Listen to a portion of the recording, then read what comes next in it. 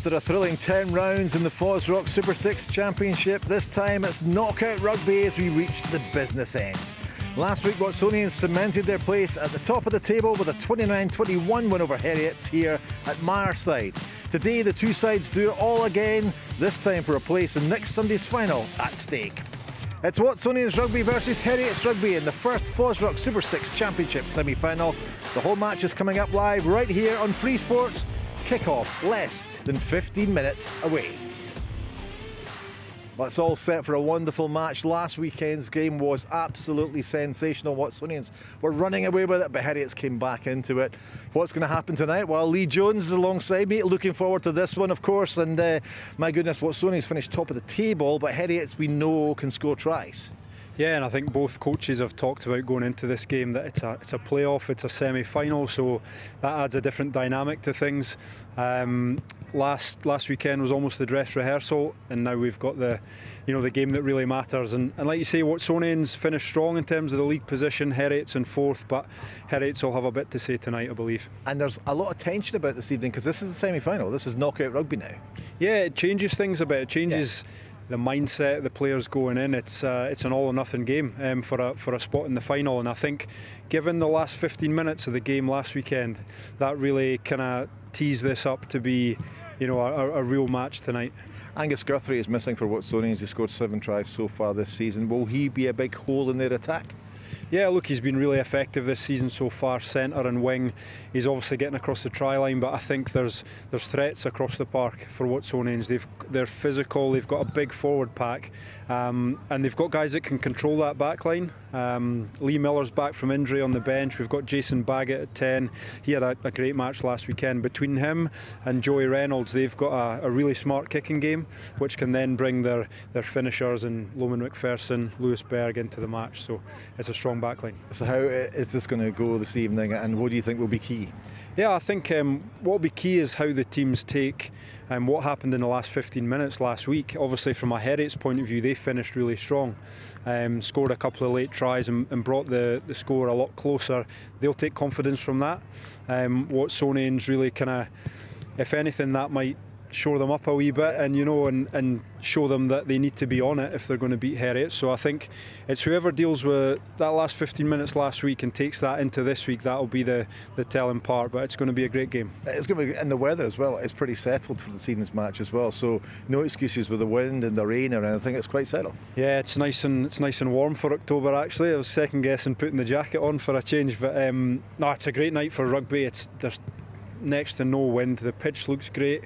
And I think both teams will be keen to try and play some rugby, so hopefully we see some scores. Absolutely, the semi-final is coming up. Hugely exciting. Let's hear from the coaches ahead of this one. So Fergus, Friday night back here at Myreside. You enjoyed last weekend, most of the game anyway. You must be looking forward to this. Yes, very much so. I mean, it's been a long old season. We started back in February with our pre-season, and to finally get to semi-final stages of the championship is a really exciting thing for us as a group. You don't have top scorer Angus Guthrie with you tonight, but does that worry you at all? You got enough depth in squad, do you think?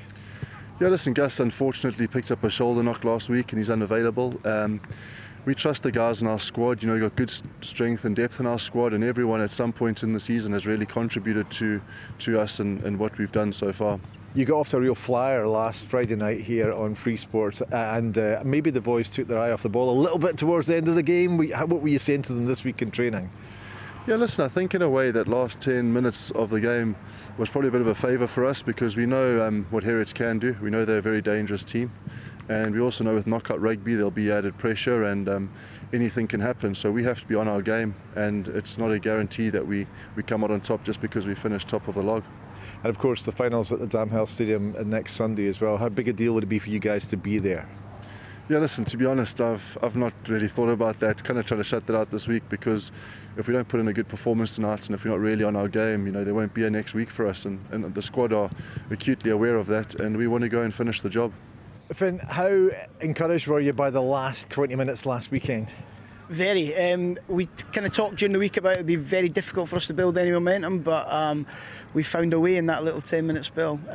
So yeah, we've taken some encouragement for sure. And you know that that Watsonians have, Achilles heel. They can't, you can score against them. Well, I wouldn't describe it as an Achilles heel. Listen, they finished top of the league for a reason.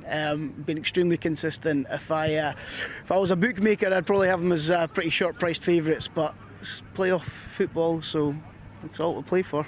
You said last week to me, to be champions, you've got to beat the best, right? So, they are the best. They finished top of the league. So, it's a rugby match. You can do it. Yeah, listen, we couldn't write this probably for us. It's me and Edo, part-timers, local rivals just down the road. We're desperate to go and spring a surprise, and we're desperate to kind of prove the naysayers wrong. So. And how big a deal would it be to get in that final? Oh, it'd be massive. It'd be huge. It's more a reward for everyone's efforts. Everyone within the club that's kind of pulled together and worked extremely hard. Now everybody will say that, but it's been tough. But this would be a kind of just reward to get to a final, to then give us a real opportunity to win something. A place in the final of the FOSROC Super6 Championship up for grabs. Watsonians against Heriot coming up after this break.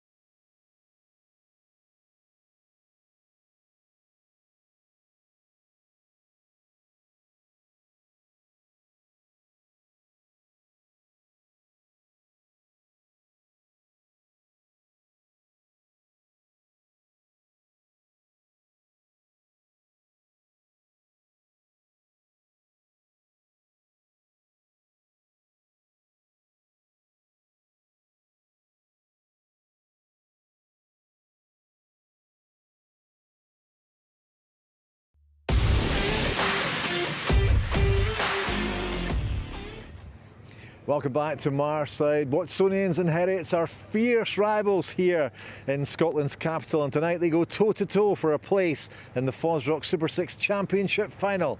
Enjoyed the match in the company of their commentary team, Lee Jones and Paul Mitchell. Thank you, Dougie. Good evening, everybody.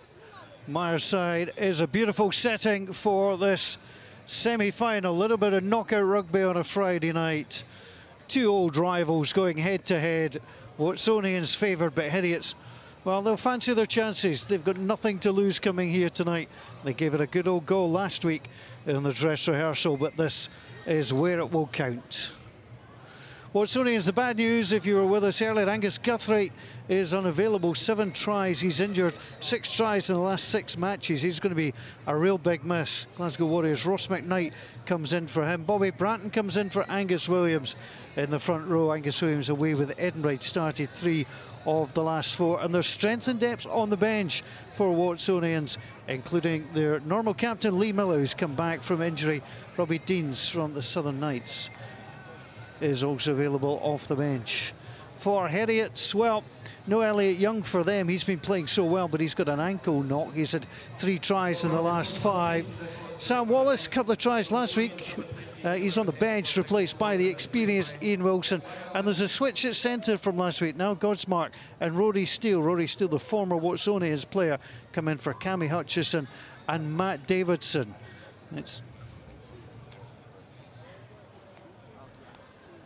Well, Fergus Pringle mentioned in his interview, been working since February when they came back.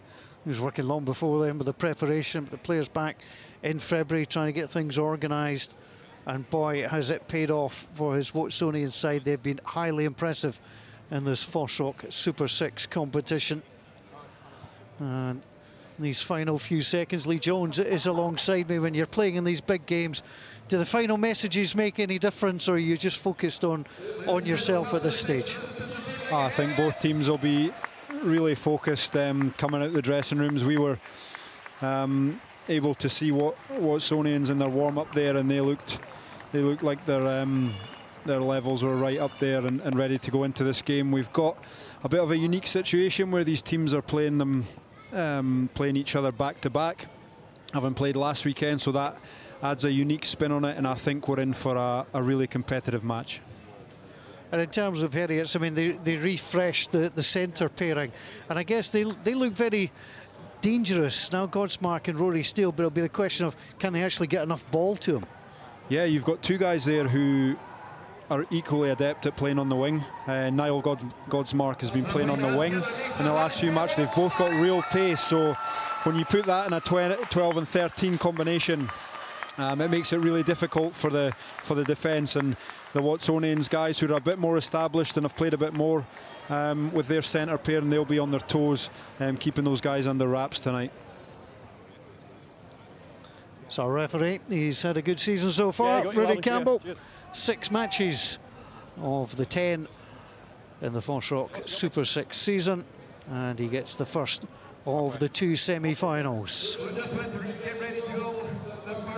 Getting ready to get underway here at Myreside under the lights. Heriots, their traditional blue and white. It's the navy for Watsonians this evening. And it's Bruce Houston who gets ready to get us underway. Immediately Seb Cecil tries to get there, and it's Jamie Beresford 5 who's in behind. Murray Scott, Davis, Carol Main is the blue scrum cap. Good extension there, Lewis Ball at the back. Ball is available for Murray Scott. And Scott goes for the box kick. That bounces off the fullback, Nathan Sweeney. Well, it's not easy under the lights. You're trying to gauge where that ball's going to come down to, and it just bounced off the arm. And he got underneath it well enough, went up, and just got away from him. And adjudged to have gone forward. Yeah, just the benefits of a competitive box kick as well. We see a lot of box kicks in these matches, Watsonians have collected the restart and then gone into their exit strategy. But the fact that that box kick is competitive makes such a difference. It's a hard ball. There was loads of guys underneath the ball. It's a hard one for Nathan Sweeney to take. Watsonians have retained possession. They've got a scrum effectively on the halfway line. Murray Scott to put in. And waiting at the back, Seb Cecil has such a good season at 8. Here comes to Jason Baggett. Baggett across the line, on to Joe Reynolds. The tactic is the long kick. Jack Blaine with some early work. Onto the left foot. Gets it away well. They spotted the gap well there, Lee, and just decided to exploit. Yeah, it's smart play, and Joe Reynolds at 12 for Watsonians, mentioned him in the lead up. He gives you that left-footed kicking option. And he's smart. He plays that long. Jack Blaine covers. He covers well, and it's a fair exit. But Watsonians have ended up retaining the line out, and they've got another phase of possession. Down by Watson. Carl Davis at the back, familiar figure around these parts. Still going. That's once. We're trying to eject him. But it's now played across by Murray Scott. Trying to batter his way through as Ross McKnight. Scott. The blue scrum cap belongs to Carl Main, as does the bulk. Baggett, Reynolds, lovely little show and go. Kicks it for the corner. That's just going to fall awkwardly. Goal line. Just a little bit too far. Careful. And it's a goal line clearance. Goal line. Called by our referee, Rory Campbell. And again, Jonah Reynolds realised he had 2 men outside him, Lee, but he also fancied that little gap was there for the kick. Yeah, it looked like it would be a difficult one to thread that pass through, but he did really well to get on the outside of his defender. And I think from Watsonians, we've just seen them really patient, a couple of smart kicking options, and then they've managed to build a few phases. Straight to Loman McPherson. McPherson taken down well, gets some help from Beresford, who drives on. Davis just tries to drop the shoulder, dragged down by Leishman. Scott again, on to Reynolds. There's Baggett. Baggett tackled by 3, but lays the ball back well. Scott gets in the overlap. There's a chance. Could see it. He's in fine form from fullback. Turnover. Well, the turnover was called. Turnover was good. They've gone to deck, so that should fall on the Heriot side. Stay there. Okay, 9 years. And there is the ball. Got to make sure you keep it in. Murdo McAndrew gets his hands on it, looked one way and then decided the other. This will be about the exit strategy here. Under pressure, Murdo McAndrew needs to try and find touch, doesn't do so. Well, he does, just got in and no more. Thought for a second there, Ross McKnight, you could see the eyes lighting up as if that was going to stay in, but he just couldn't keep it in. Good turnover ball from Heriot. Yeah, I think it was Niall Godsmark got in there with the turnover, and you know, it was a really good line by Dom Coetzer there. And for all money, I thought he'd hit a good line, they would have retained ball, but Niall Godsmark did really well just to strip the ball in the tackle. A good turnover and a good exit as well by Murdo McAndrew. Advantage. Contact in the air. Player taken in the air, advantage coming to Watsonians, comes through Carl Main. Now comes out through Reynolds again, misses out Berg, it's Coetzee again. 3 tries in his last 3. Well, it was an attacking platform, but no advantage came from it. And the referee will bring it back for the penalty. Yeah, I think we're seeing Watsonians are looking dangerous on the ball, and Joey Reynolds, we've mentioned him twice already, but there just with a great pass of his left hand, putting Dom Coetzer into space. He ran a good line and it didn't come to anything, but I think, you know, from the opening exchanges, you can kind of sense that Watsonians are they're looking pretty sharp in terms of the way they're moving the ball. Been a remarkable time for Watsonians this level. They won the sprint series, 7 wins out of 7, although it was tight against Stirling on closing day. They've won 9 out of 10 coming into this one, so in 2022, my arithmetic tells me it's 16 of 17 won, and that breeds a real swagger and confidence The only loss coming down at Millbrae. Taken down well. Davison at the back. Driving on. Scott quite happy to wait behind the number 9. Davis peeling to the side. Still the same maul. Still the same maul, and there's bodies going everywhere. Davis is still there. Heriots are struggling here. Change of bind. A change of bind to try and stop the score. Play advantage They line. have dropped short. Hands behind. Advantage is being played. Short. They're short on the line again. Opportunity for Murray Scott. Will he drag it out? Will he try and come round the corner? Looked like it got knocked down. They're going to try and come round again. Short once more. Giving and going and trying to get Not on the there. line. Not on the line. Here's the scrum half. Scott, hands on the ball. Now we'll try and send it out long. Breaking through! And it is a good score. Well, they built it up well. The pressure told. They went time and time again round the corner. And Joe Reynolds dots over. He's had a tremendous start to the game. And that was great patience. It was a terrific driving maul. But Joe Reynolds gets on the scorecard. Guys, you okay so far? Yeah, he just adds another string to the bow and scoring tries as well. It's a good fend and he's went underneath the sticks. It was built from the platform created by the forwards. It was a great driving maul. Cal Davis was controlling it at the back. They then recycled the ball, managed to recycle it really quick and get into their pick and go game. A couple of picks round the corner, which then draws in the defence, and then Murray Scott decided it was time to pull the trigger. He's hit Joey Reynolds and he's managed to go through for a good start and a good score.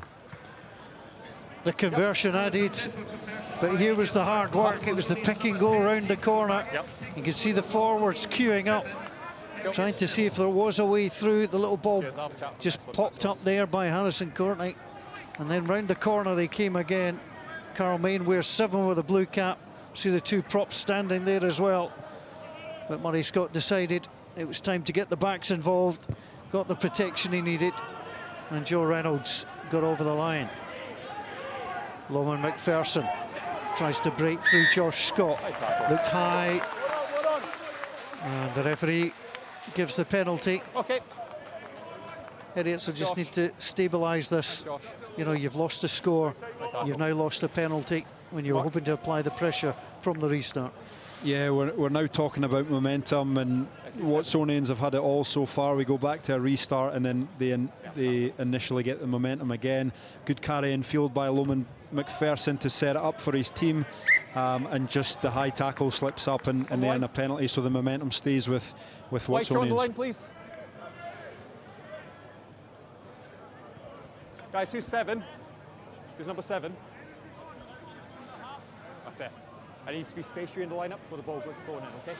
Last time you were too early. So the referee just admonishing Carol Main there. I think that came from Ross Mabon and Bob Nevins, the assistant referees. Advantage. Advantage again will come for Watsonians. Got advantage 9. So they'll play it with Baggett. Little jab of the right boot in front of the kicker that time was Lewis The Berg. ball's already been transferred and then the sack comes. So transferring the ball and then sacking the man. And the referee Ball's already been transferred and then not it's happy sacked. with Too that. late. We can see just an early tactic of Watsonians. Both possessions they've had around halfway. They've chosen to kick. The first one, Joey Reynolds, was a bit longer into that left-hand corner. Then we go with Jason Baggett, just that little dink over the top, and you could see Well, the ball was it had already been called. Lewis Berg, he was marginally offside there, but you can see their mentality. It almost takes the sting out of the early Heriot's defence. So there's a definite tactic there, and be interesting to see if we see more of it. Well, eventually was taken down by Lewis Ball. Down by Watsons, down by Watsons. Watsonians took it down. Carl Davis goes in, driven back.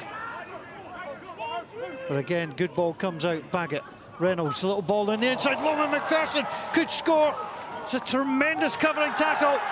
But the scrum half watches as it's flicked out to Dom Coetzee.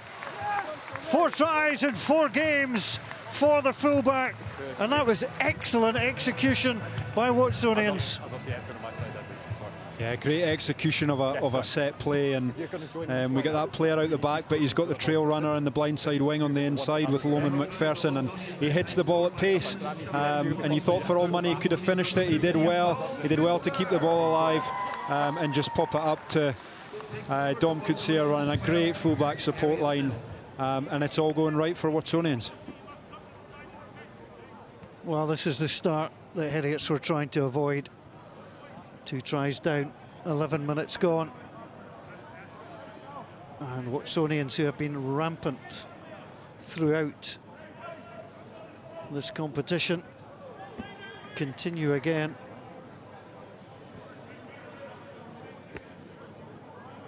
Barely had time to tell you, Joe Reynolds was the 50th try of the championship for Watsonians this season.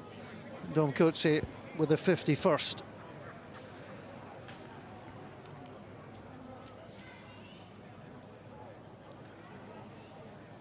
Looks straightforward enough for Jason Baggett. It's the clean strike. Well, just didn't get the swing in at all on that occasion. And that is a kick that normally Jason Baggett would make.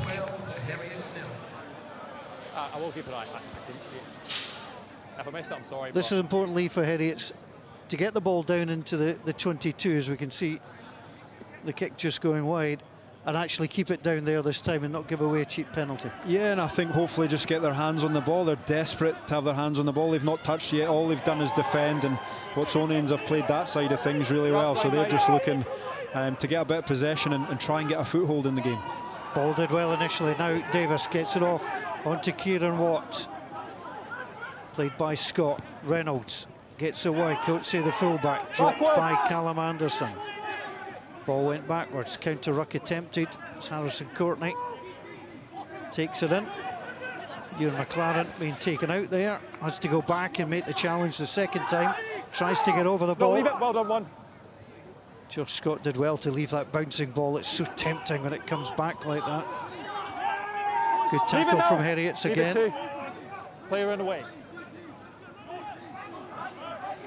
Lewis ball. Stay. Heriots told to stay on side. Comes back onto Baggett. And then Heriots going for the long kick. That's straight out. That's a bad error from Heriots. Well, it was a decent long kick down. With Bruce Houston missing touch by a considerable distance in terms of trying to drop it just inside the line. Yeah, it just compounds things a wee bit for Heriot. Watsonians tried to play out from the kickoff, realised they weren't going anywhere, and then Jason Baggett has looked up. He's actually kicked down the middle of the field because the winger's sitting on the 15s. That's where the space is, which means it's not a clean catch for Bruce Houston. He's then pressured for the kick, and it makes it difficult. That's once. So again, the line out one by the home side. Again, it comes to Cal Davis. 37th appearance at this level for Watsonians. Good tackle by Jack Blade on that occasion. It's your own player. They're trying to drive through the middle. Sophie, let it come. He's got the red scrub cap. Okay, yeah. It's unplayable because you've gone into the second ruck. Watson's have the ball, so it's their scrum, right? It's not your fault, guys. Okay, careful. Die. Referee deciding it was unplayable. And then Carl Main felt he was a little bit off his feet in terms of balance rather than a technical rugby problem. Okay. Yeah. Michael Linus just inquiring of the referee why that was given. Left that mark. It's Fergus Pringle, good for a scrum. Keep working Watsonians coach. Played with Hoyk, Edinburgh, Scotland 8, former head coach of Boroughmuir. Crunch. So Murray Scott. Binds. The front rows of Courtney, Davis and Bratton against Scott, Linus and McLaren. And so far at the scrum, Watsonians have had a good platform. Okay, night. Scott almost disappearing into the scrum to get that. On to Reynolds, first receiver, round to Baggett. Coetzee gets the ball away, flicked it out well. Now the chance to drive through. McPherson was in there. Sweeney is being ejected. Comes into ball. That's high for Baggett, had to wait for a while to get that. Bobby Bratton Through the hands of Baggett, drags it back onto Reynolds again. Wisely held on to that. Referee didn't like the tackle. The advantage is coming the way of the men in navy. It's Seb Cecil wearing 8, driving on. Scott dinks the ball up. Beresford. Scott looking to open this up again. Cecil at 8. Thought they might have been first receiver all the way through onto Davis. Now it comes in. It was Bobby Bratton. A little bit of being knocked once and then twice. Scott, that's a good pass on the scrum half. Opens it up. Reynolds cuts it on the run. Healthy's back here. It's a tackle off the ball on number 40. No. Decided to try and go quick, but the referee said no. Tackle off the ball. It's just not falling for Heriots, is it? They're causing plenty of issues and conceding the penalties. Yeah, and I think the reason they're giving away these penalties is because Watsonians are putting them under so much pressure. Just with their set plays, really impressed by their set plays so far. We've seen for the second try, blindside winger tracking inside Joey Reynolds. When Dom Coetzee has scored there, they've then run a similar sort of move, but they've ran the blindside winger on the outside, which, you know, with the ability to mix that up, it just makes it hard for the Heriots defence. They then second guess what's going on, and Watsonians have got a real foothold in terms of the way they're manipulating their set plays, and that's putting them in these positions where Heriots are then giving away penalties, and now we see the momentum really swinging again with Watsonians as they kick to the corner. It's an interesting decision in knockout rugby. Sometimes you think they just take the points and get more points on the board, but the way they're playing, they fancy their chances from this distance. Yeah, I think, and you can't blame them the way things have went so far, and the way they're driving maul. Was it be interesting to see how this one gets going. Cecil on the line out, ball came to the back. Leishman trying to get the hand to him. Still going Davis, Leishman is there.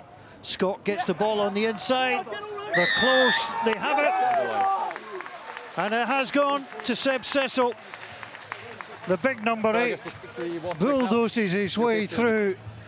And Heriots at the moment are on the wrong end of what is a hefty scoreline from Watsonians. Yeah, I had that.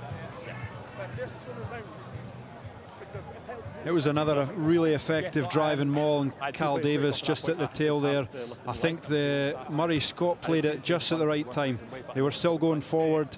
Heriots defence was still second guessing, and Seb Cecil hits a really good line. It's front football, it's not quite come to a stop, and like I say, I think Murray Scott picked a really good moment just to release that ball there and get on top of the Heriots defence to go over for another score. Well, you can see the Heriots coaching team, Finn Gillis and Stuart Edwards, watching on. Stuart Edwards having a little look at the watch. Yep, there is only 19 minutes gone. Tough start for Heriots.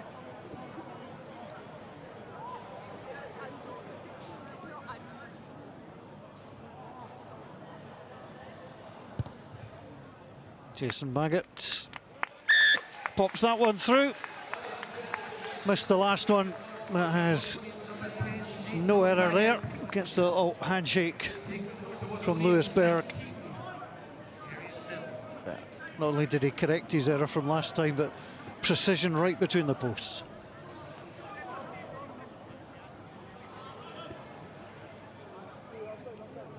This will be a feeling of deja vu for Heriots.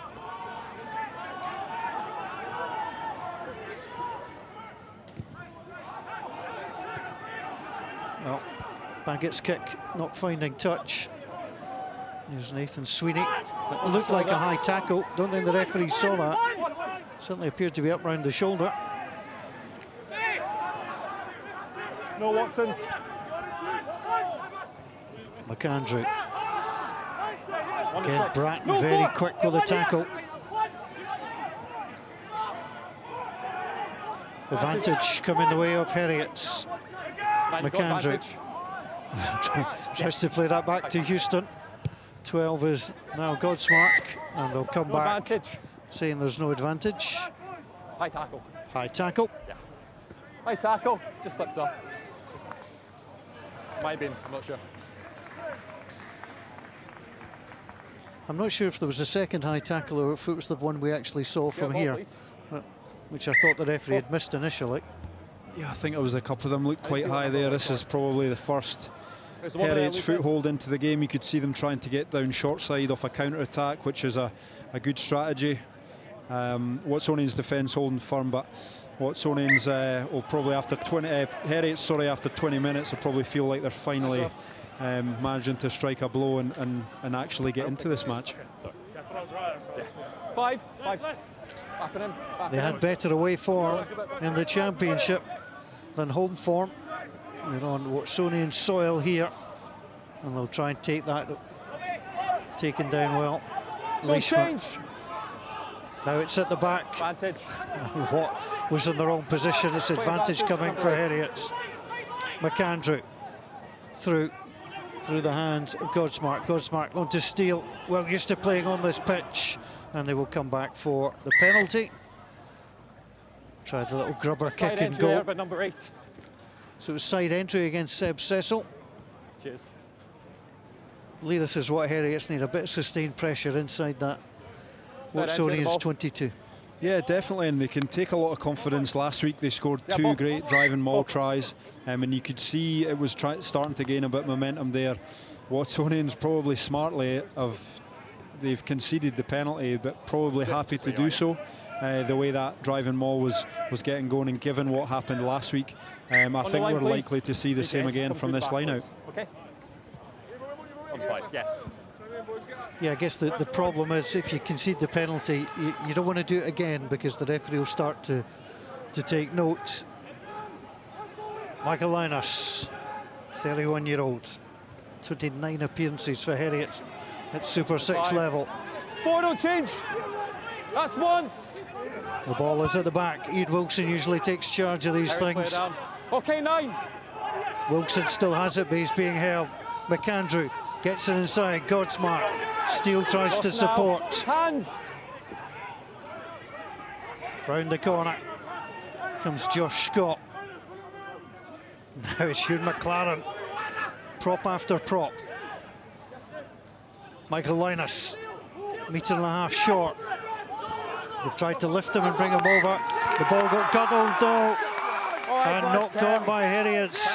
Calm down. Well, they could see the promised land. They just couldn't reach it. Carl Davis was in there spoiling. He gets the pats on the back. Knock on. And Heriots were so close here. Yeah, it looked like they were struggling for a wee bit of momentum just off the back of that maul, but then got things moving. I think the decision to come back against the grain on their pick and go is just almost, it's tough coming back in over a ruck, and then players are having to step over guys, and then it's much easier to, potentially knock on a ball like we've seen there. It's interesting that Heriots are not maybe going the same way and getting open side to try and gain a bit of momentum off that maul, but they're still in a good field position. Be interesting to see how Watsonians try and get out of here. Crouch. It's up to the 5 metre line for the scrum. Set. Murray Scott with a put in.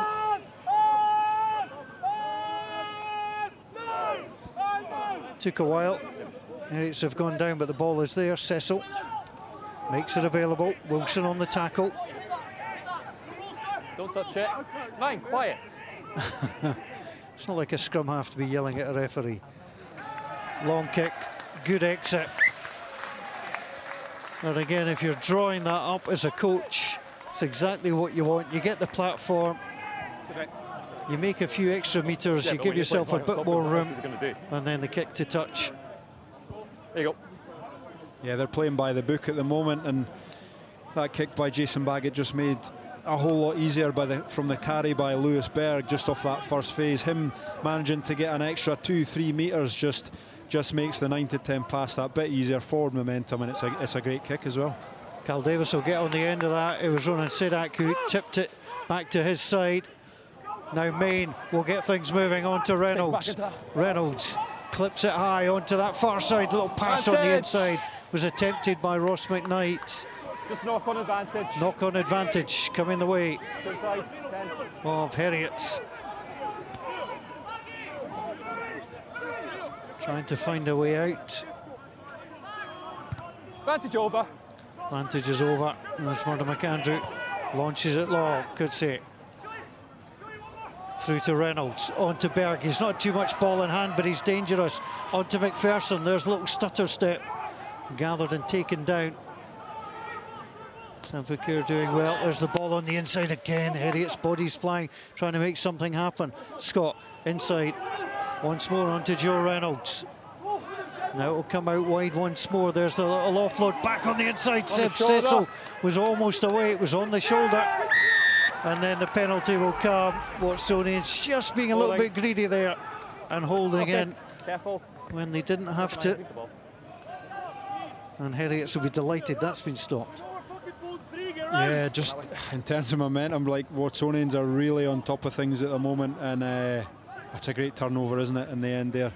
I think Callum Anderson over ball, which buys his team a bit of respite, you know, from Watsonians, who are just getting around the corner. The speed of ball is so quick, and Murray Scott's doing a great job of just clearing it away from the breakdown. Even when guys maybe aren't quite in as good a position as they hope to be, he's clearing that ball. They're getting around the corner and they're just managing to play on top of that Heriot's defence. They've not got the time to recover. Can you bring a drink, please? So the referee has basically said there'll be a break while Michael Linus gets some attention. He's also called for a drink. Referees are human too, so they tell me. And a little drink for Rory Campbell. Ross, how are we doing? What did you have at the scrum last time we had down there on your side? So Stuart Edwards, I think, has come down your pitch side. Fingillis remains up in the stand, just trying to get the messages on that you want. It's been tough for Heriot so far. And the fact they're on 0 on the scoreboard, having just been a couple of metres short, these are the chances that you've got to convert if you're going to stay with Watsonians. Yeah, and interestingly, Fergus Pringle just said in the build-up about it was important for his team to be clinical when you get your opportunities, especially in like semi-final playoff matches. There's potentially not many opportunities are going to come around, and we're seeing that from a Heriot's point of view, that, you know, when they do present themselves, you have to take them and you have to get points on the board, especially when they're coming into this game probably as underdogs, and really needing to be competitive whenever they can. 8 Heriot's players in the starting 15 have 7 or more starts this season. Another couple of players with that stat on the bench taking that time. I say that a little bit cleaner that time for Heriots. McAndrew nicely through the hands of Godsmart. Godsmart leaves it off to Steele, slips into the tackle, lost his footing. There was nothing Joe Reynolds could do. Good work again by Ian Wilson. Carl Davis almost went too early. Michael Linus okay after treatment. Martin McAndrew. Josh Scott drops the shoulder, the 26-year-old, featured in every game this season. It's a long kick that's been bounced behind by Coetzee. That's an almighty kick. It's taken a beautiful bounce and refuses to go out of play. And Bruce Houston will have to reply. He's been one of the best fullbacks in the whole competition, Dom Coetzee. And again, showing his use. Josh. Yeah, that's a great reply. I think Heriot's just probably not kicking on their own terms. You see, it was Niall Godsmark there, probably not the guy they want to be kicking there. And the kick wasn't necessarily bad, but the reply from Dom Coetzee has just put Watsonians into a great position, and it's come from Heriot having had possession in the halfway. Cecil off to Main, out onto Baggett onto Loman McPherson, who dropped into the middle. Now Godsmark tried to rip the ball from him. You can see him in there again on the tackle. The tackle is called. Back on the Watsonian side. Oh, gathering Watsonians there. Kieran Watt lays the ball back. Murray Scott drags it back. He's picked it up.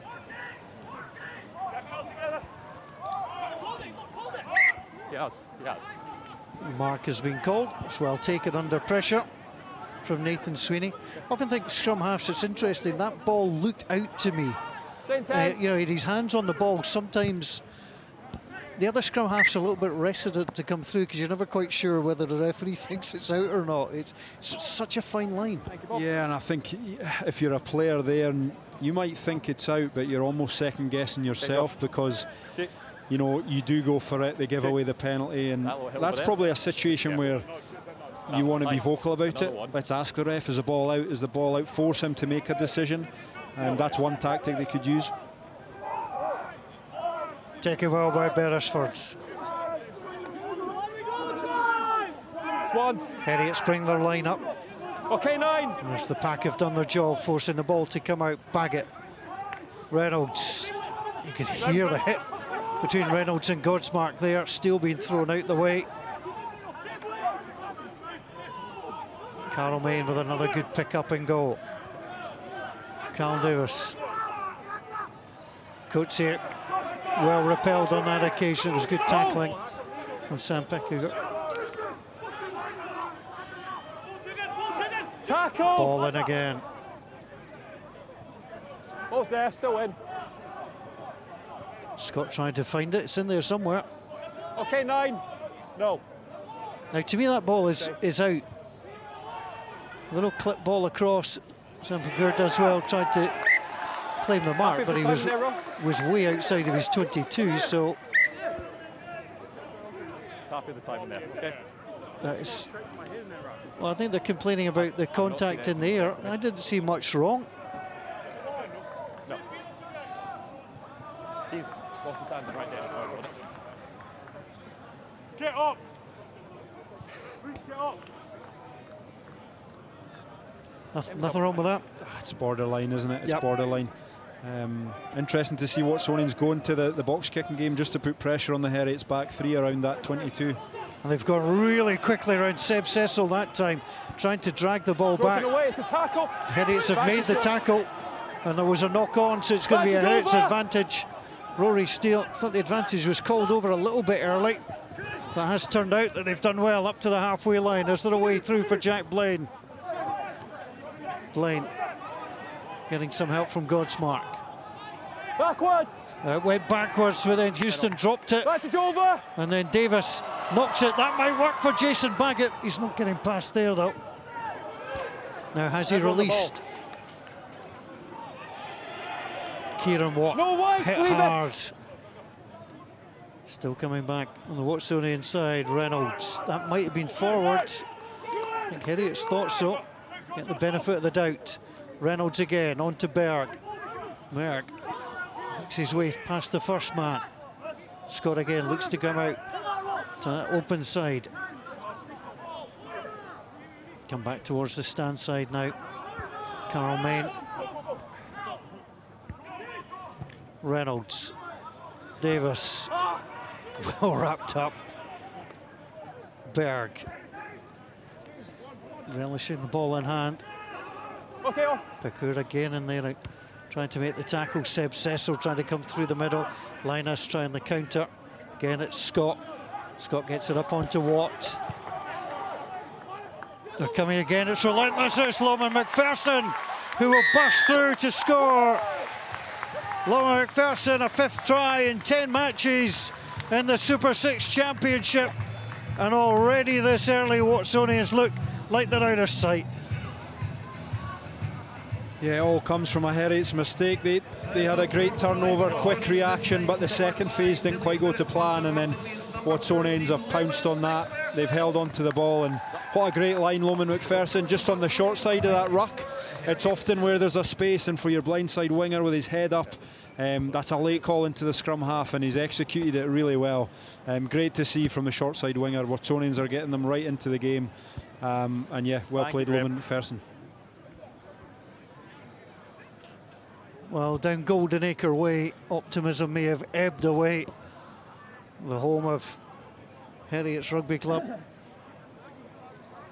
Tonight it is all about the men from Myreside. A place in the final of the FOSROC Super 6 Championship to be played next Sunday at the Damhill Stadium. And here comes the conversion attempt from Jason Baggett. 2 of 3. 2 of 4. Conversion attempt is unsuccessful. The score remains Watsonians 54, Heriot 0. I guess if you were a Heriots fan, Lee, this is what you feared, that Watsonians were at their top level. They've come out flying and they've been really hard to handle.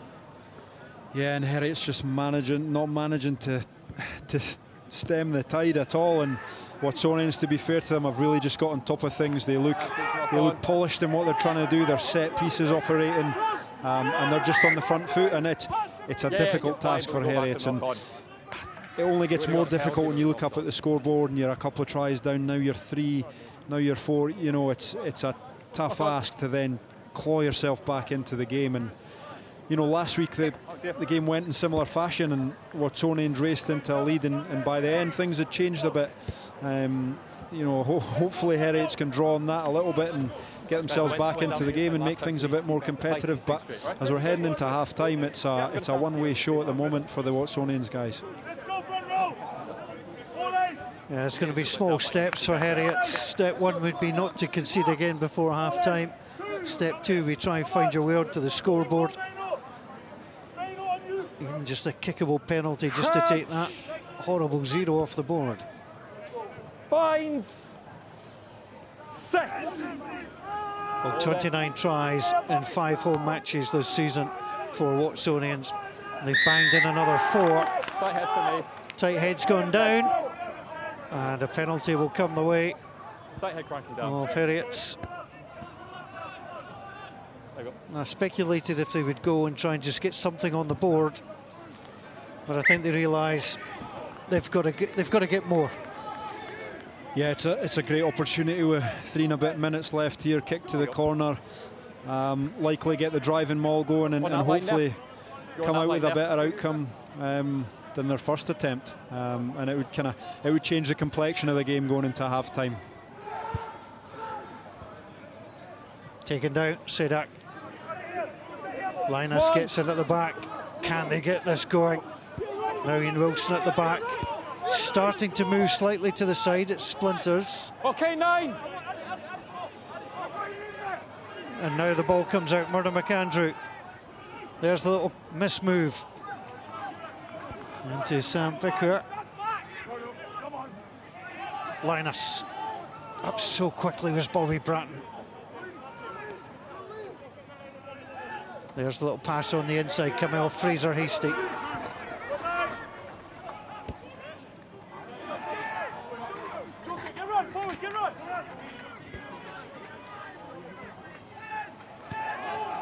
No way through for Steele. Now they'll try and come out. Sampo Curry's got such pace, but simply no area to run into there. Through the hands of McLaren, on to Scott, prop to prop. Ball is still on the Heriot side. Out by Godsmark. Through the hands of Steele. Nathan Sweeney. No way through. That's the simple message from Watsonians. Yeah, Watsonians defensively, they're just filling the field, and it's making it difficult. Heriots are doing their best to probe for openings. They've come down a short side. They're trying to play.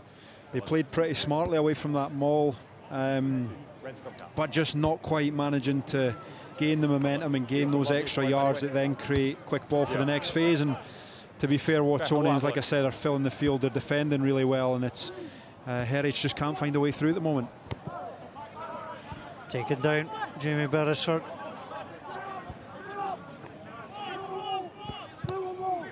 And there's the box kick from the scrum half, Murray Scott.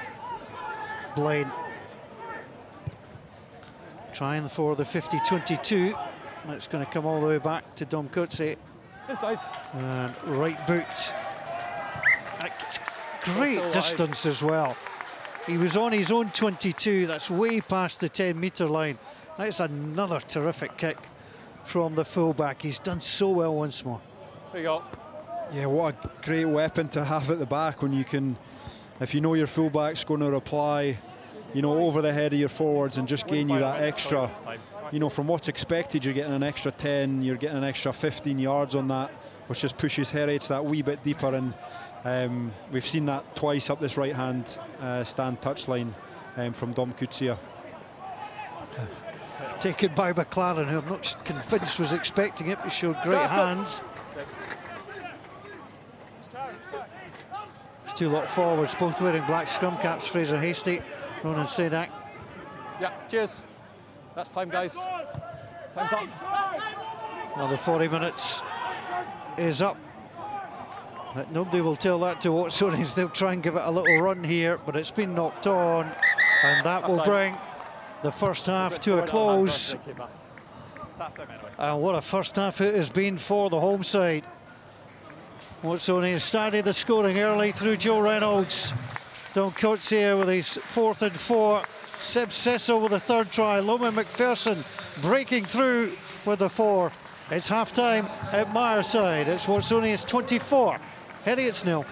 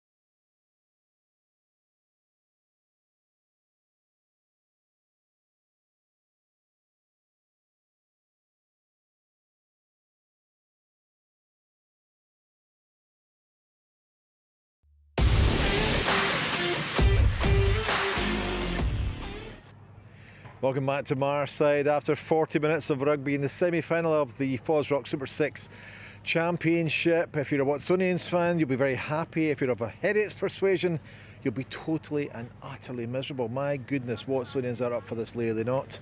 Yeah, they've been really impressive. Just the way they've controlled the game, their set piece has been really good. The way they've played from set piece. And I think they've been really patient when they've needed to. They've not. It would be easy to force it to start kind of pushing for things once you've got a couple of tries, but I think they've played really smart. They've kicked at the right time. They've put pressure back on Heriot's, and it's been impressive from a Watsonians point of view. Really, really impressive as well. And last week they got off to a flyer, and they did it again this week as well. A try in the 7th minute, putting all the pressure on Heriot's. Yeah, right from the off. I think it came from the driving maul. They used the ball really well from quick momentum. Murray Scott played away, and Joey Reynolds is open, and I think he showed his whole skill set in the first 2 minutes of the match. And just, that momentum from Maul managed to get them on the front foot, and I think that's been a real telling difference throughout the game. Great work in behind just from the blindside winger. And that kind of takes the Heriot's defence eyes off things. Joey Reynolds manages to get through with a fend, and he's between the sticks. Yeah, I mean, it is so impressive. And the second try, a different type of try, but again, just keeping the pressure on Heriot's all the time. And this was only a few minutes later as well, and suddenly you're 2 tries down. What do? Look at that, great run. Yeah, and Joey Reynolds involved again. I like the way that Watsonians are using their blindside wingers. In this instance, it's Loman McPherson. He's on the inside trail and he hits the ball at such pace.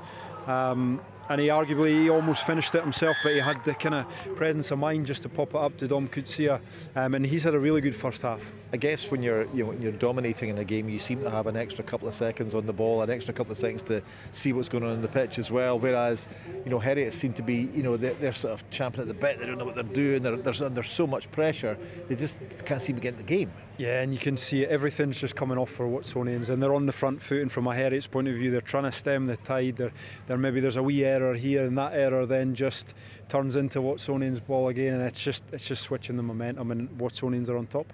Third try came, and again, just the pressure keep coming, and again, a different type of try again. And this is so impressive because, this maul is a weapon for Watsonians this evening, and it was a weapon for Heriot's last week. Yeah, it's almost like they've taken a few lessons there. Cal Davis just controlling things well at the back. And I think Murray Scott again, just the timing of that playing off the back of the maul. And I think it was Seb Cecil ends up going over. And it's just momentum. Heriot's just their eyes on the maul, they're backtracking, and it's hard to stop when you've got guys just on top of the gain line. Yeah, and also defensively, Watsonians they're just so on it, aren't they? They really are. Anytime Heriot's have a chance at all, Heriot's did have a chance in the corner here, but again, there was just no space for them to go anywhere. Yeah, they're filling the field really well, and I think for Heriot's here, they got a bit of momentum with a good driving maul. And then tried to get things going again just with a few pick and goes round the corner, and I think they come back against the grain here, ends up with a fumble, and then it just takes the sting out of the attack. Really, when Heriot's needed something and they're trying to get a score on the board, and that just sucks the life out of you when you're really pushing and you really need something in a game, and it's a wee knock on and the possession's turned. It's tough. It's going to be a tough half time for the Heriot's coaches, isn't it? Because you have to keep a kind of positive mindset, and Finn Gillis is a very positive guy, and he'll say we can do this. They got back into it last week in the second half, and they started to scare Watsonians. Watsonians took their eye off the ball, and there was a difference there, but you're going to take a lot of convincing. This is going to be their best speech ever if they turn this around. Yeah, it is, and you could see the guys sitting in the stand, especially in the first 15 minutes, they're probably thinking, right, this isn't what we scripted. No. But like you say, going on from last week, they were in a similar situation, and Watsonians had run riot, and they'd put 29 points on the board. Heriot's managed to claw it back, so if anything, they can take a bit of confidence from that, and I think they've got nothing to lose. They're 40 minutes away in a knockout game of rugby. They need to throw everything at them. They do. Of course, the final try came, the 4th try. Under a normal game, that would be a bonus point try. It doesn't matter anything in a semi-final. It means that you're winning, and you're winning by a bigger margin. And again, just dominant everywhere on the pitch. Yeah, and Loman McPherson again, blindside winger. I've been really impressed by him so far. He picks a great line. It's a good line to come on that short side of the ruck from the scrum half. You know, the defence is always tends to be watching the ball and can't quite scan wide enough to pick up that winger, and he hits a really good line and finishes in it well. That came from a mistake from Heriot. They'd earned a turnover, they put it wide. There was then space to play to, but there was a wee knock on, there was a wee bit of kind of miscommunication in the middle, and Watsonians then picked up the momentum again and just showed how good they've been in the first half. In any game, the first 10 minutes of the second half is hugely important, but it is also important now for Heriot. If they don't get something on the board soon, you can see this. I mean, it's almost going to be a cricket score. Yeah, it could go that way, and like you say, Heriots need to get out. Watsonians will be kicking off for the first time in the match, so Heriots get a chance to get a bit of possession. You know, they need to be wise with what they're going to do with that possession, and at the same time hold a bit of patience as well, because they don't want to be chasing the game too hard, because things can unravel if you do that as well. So it's a tough task, but you know, I'd like to see them come out and be a bit more competitive. And for Watsonians, just keep doing what you're doing, because I mean, they're cool, aren't they? They're not panicking in any situation. Everything seems to be working nicely. You know, Fergus Pringle's got them extraordinarily well coached. Yeah, you can see that. It's coming through in the way they're playing, and you can see their set plays. Everything's come off for them so far. But like I say, I've been impressed with the patience when things maybe haven't worked so well. They've chosen the right option. So it's a case of more of the same. I think the only thing that threatens Watsonians is if they sit back and almost expect the same again, and things could unravel. But looking at how they've been in the first half, you expect more of the same. Okay, well, it's going to be a very interesting second half. Heriots have it all to do. They need to come out in that second half snarling, because Watsonians have a huge advantage, 24 points to 0. The second half also important, of course, and the final is a week on Sunday in the Damhill Stadium here in Edinburgh. My goodness, the second half is coming up after this short break.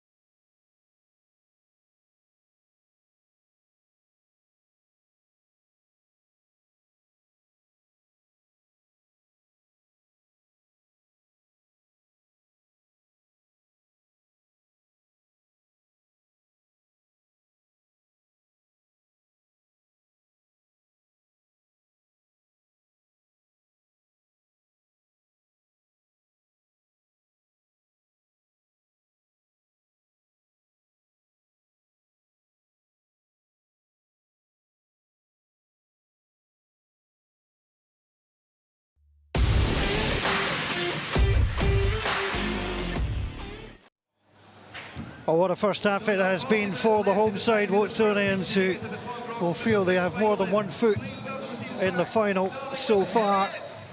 They have been rampant at home this season. The average scoreline in the 5 championship matches, if you take the points scored and conceded, they've outscored their opponents by almost 40 points to 15 at home. It has been a real fortress. Heriot did win here in 2021 by a single point in what was a cracking game. Well, this would be a comeback for the ages if they were able to try and turn this one around. It's small steps for Heriot's. First thing to try and do is to get on the board. That's against the Watsonians side. They've been really so rampant. All right.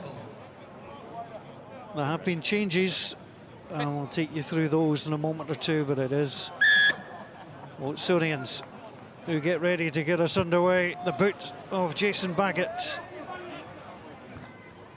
That's over the shoulder of Callum Anderson. Breaks back onto Sedak. No.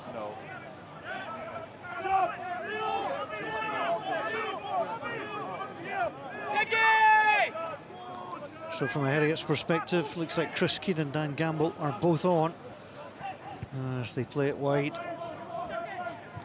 Coetzee coming across. Baggett goes in. Rather narrow with a kick.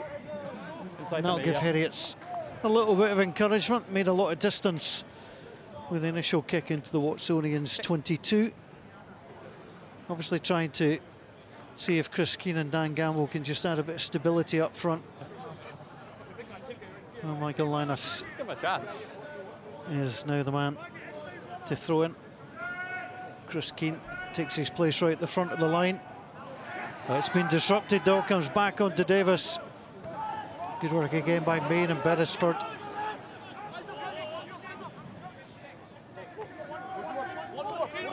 Running into the tackle, Hasty and Tackle Leishman. now. Just. Holds. Harrison Courtney He's was got over back. the ball there. Kieran Watt is the man on the floor, wearing 4. K9. Nine's been told to use it. And gets it away very quickly. Does Muddy Scott. Good take. Jack Blind. Tackle. Tackle is made, comes back. Heriot side, McAndrew onto Houston. Godsmark, Steele, Picure on that far side. First chance is really into run. Now comes back again. That's Chris Keane. Dragged to ground, counter ruck attempted. Nathan Sweeney. Now pull it back behind Bruce Houston. And he wants to take a touch and turn. Oh, this Watsonians line, relentless. Sedak.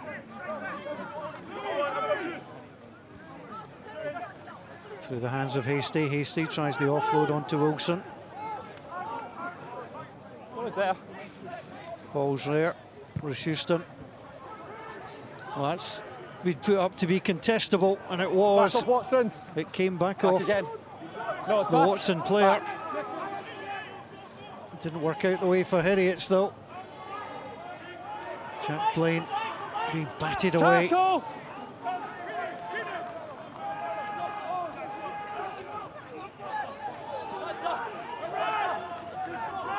High tempo start to the second half. Free, leave him. Fight off. Michael Linus holding on to the jersey Let go. of his opponent. His jersey being held back again. That's a knock on against Heriots. 2 knock-ons. Came initially of Jack Blaine and then off Bruce Houston. 2 knock-ons. Scrum down, and the to advantage let will go. go the way of Heriots. Yes, a scrum. Yeah. Give him a chance. Mark's here.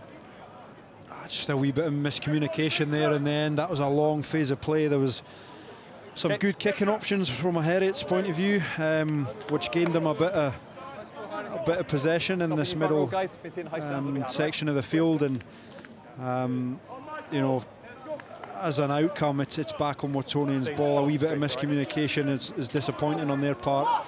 But they're finding their way into the game a bit better at the start of this second half. Murray Scott gets ready with the put-in. 9th appearance of the season for the Watsonians, 9. 4 starts, 4 off the bench ahead of tonight. Sorry. The referee not bringing them together.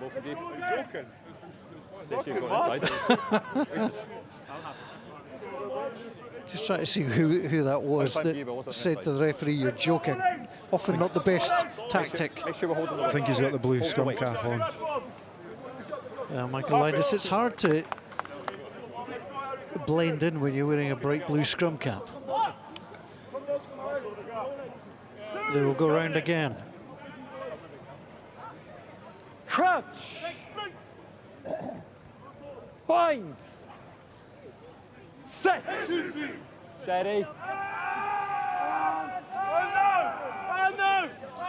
Stay bound. Barney Scott gets it from Cecil. Out it goes. There's a little pass on the inside. Went backwards. Bruce Houston is on quickly. It's from these little errors that Heriots have to make something happen. Advantage over as Rory Steele trying to find that little gap. Now Godsmark, no way through either. Well, when there's holes in that Watsonians defence, or what looked like holes, they're being filled so quickly. Houston pulls the ball back. Godsmark sends it long. Jack Blaine. Blaine is going to run into Harrison Courtney. Through the hands of Dan Gamble with a headband. Absolutely no way through for Ronan Sedak. Houston. I'll tell you what, Rory Steele did well to get that ball knocked on in the best possible way.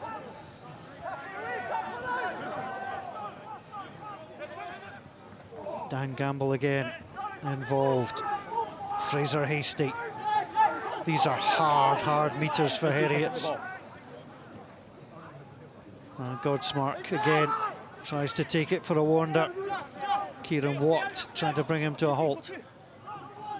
There goes a little kick over the top. That should be too easy. And now there's work for Jack Blaine. Blaine does well. Had to take down Ross McKnight. Leave now, Dan.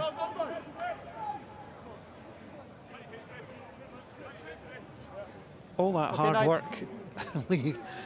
And basically they end up losing the ball on the 10-metre line. They will get it back, but I mean, every metre they're getting, there's none of them easy. Yeah, and that's credit to the Watsonians defence. Like you said, Paul, there seems to be gaps, but then they're filling them so quickly, and they're just filling the field with width. Nathan Sweeney sends that long. No, Coetzee waits for it. He's kicked sensationally tonight. And the curse of the commentator as he pops the ball out of play on the full. Well, he is human, the South African. He's just making that mistake, but that's the way he plays. He kicks with that almost the outside of the boot, tried to get the angle right down the line. That time just a little bit off. Yeah, kicking up the tram lines. Like I say, he's had 2 excellent kicks. That one not quite coming off.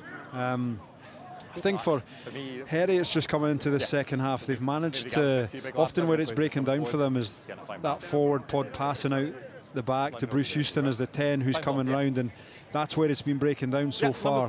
Just in the build-up play there, they managed to stick that pass. Bruce Houston's managing to then get out the back and challenge and use his back line a bit more, which has lended Heriot into gaining more phases.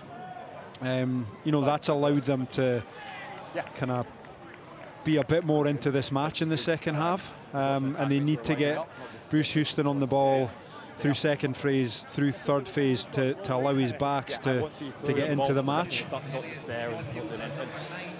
So this is interesting from Heriot's, the coaching team of Finn Gillis and Stuart Edwards. A triple change in the back, change of the half-backs. It's now Gilder Bloom, Jones, King all on. Nathan Sweeney, Murdo McAndrew and Bruce Houston have been withdrawn.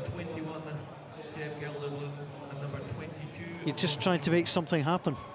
Why not change the personnel? You've got the bench, try and use it. Yeah, I said at half-time, from a Heriot's point of view, you're coming out and you've got 40 minutes. It's knockout rugby. It's potentially the last 40 minutes of your season, so why not throw everything at them? If we need to try something else, it's the time to try something else. Get some guys off the bench. That might change the shape of the game a little bit, and it's worth a roll of the dice. So Gelderblom now in at 9. Started 7 games this season, been involved in them all.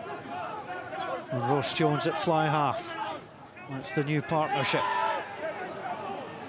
Gamble drops his shoulder and goes. Out wide it comes. Steele. Now this might work. Here's the opportunity to bring in Jack Blaine. Tackle! What? It's a lovely little pop-up pass. I've called. From Dan King. I've called tackle. But the tackle was called. There was no release given. Tackle. His knee was on the ground. Okay. And a little kick to the corner. I know it's tight, but I have called tackle on him. All right. Well, the referee decided to call tackle here. He said the knee was on the ground. Was that on the one? Yes. Wasn't on the ground for long. Brushed a blade of grass, maybe. Yep. Heriot's now gaining a real bit of momentum, and it came from the original carry. I think it was Ian Wilson. That's the difference. If you can get that momentum on first phase, it then lays the platform for the rest of the move. And here they go again. Ian Wilson having the ball at the back. Jay Gelderblom in beside him. Everybody spins, bursts, and Heriot are on the board. Well, there's a little bit of afters coming here. Michael Linus having to walk away as a player being shoved over as well. Well, it's taken a while for Heriots, but they do get their first try of the match. That's good work, Lee. It was always going to be the hard yards. Just trying to hold on at the back here. He's got to try. Just using that driving maul. It was a weapon last week. They've shown it in glimpses so far in the first half, and it's come to fruition there for Heriot. Yeah, Ian Wilson had it at the back, just broke away. Third try of the season. And he got the hard yards. They're on the board. And credit that time to Ian Wilson. Of course, it's normally the hooker that gets it, but Ian Wilson always takes it at the back for Heriot. Yeah, Michael Linus is obviously, he's given him the role. But no, it's just rewards for Ian Wilson. Like I say, his carry really created momentum on first phase. Before that line out from the other side of the field, Sam Pecure then really injected a bit of pace, which led to the no tackle, the penalty, the kick to the corner. So it's a well-worked score. Ross Jones, Heriot's first kick at goal. It's been that kind of night. Well, they've done what was asked of them in terms of Finn Gillis and Stuart Edwards go out and get the first score of the second half. A little bit unlucky here, doinks the post.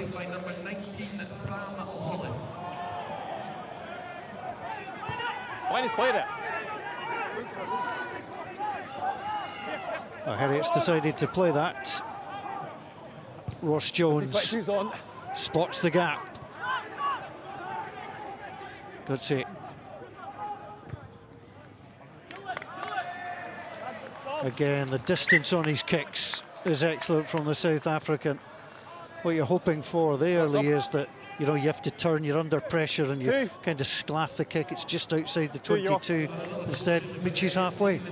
Yeah, and that comes from the backfield coverage. I thought Ross Jones did well. He picked a bit of space and he executed his kick well, but Dom could see he was on his bike, he got there, and with his kicking ability, he's managed to get away. Another really good clearing effort. That is well taken, and out it pops for Gelderblom. Through the hands of Jones. Steele with an offload, that looked forward. And the referee got there. Paul's come in, forward. I was unlucky, Callum Anderson was in that line. Look forward from where we are in the commentary position, definitely.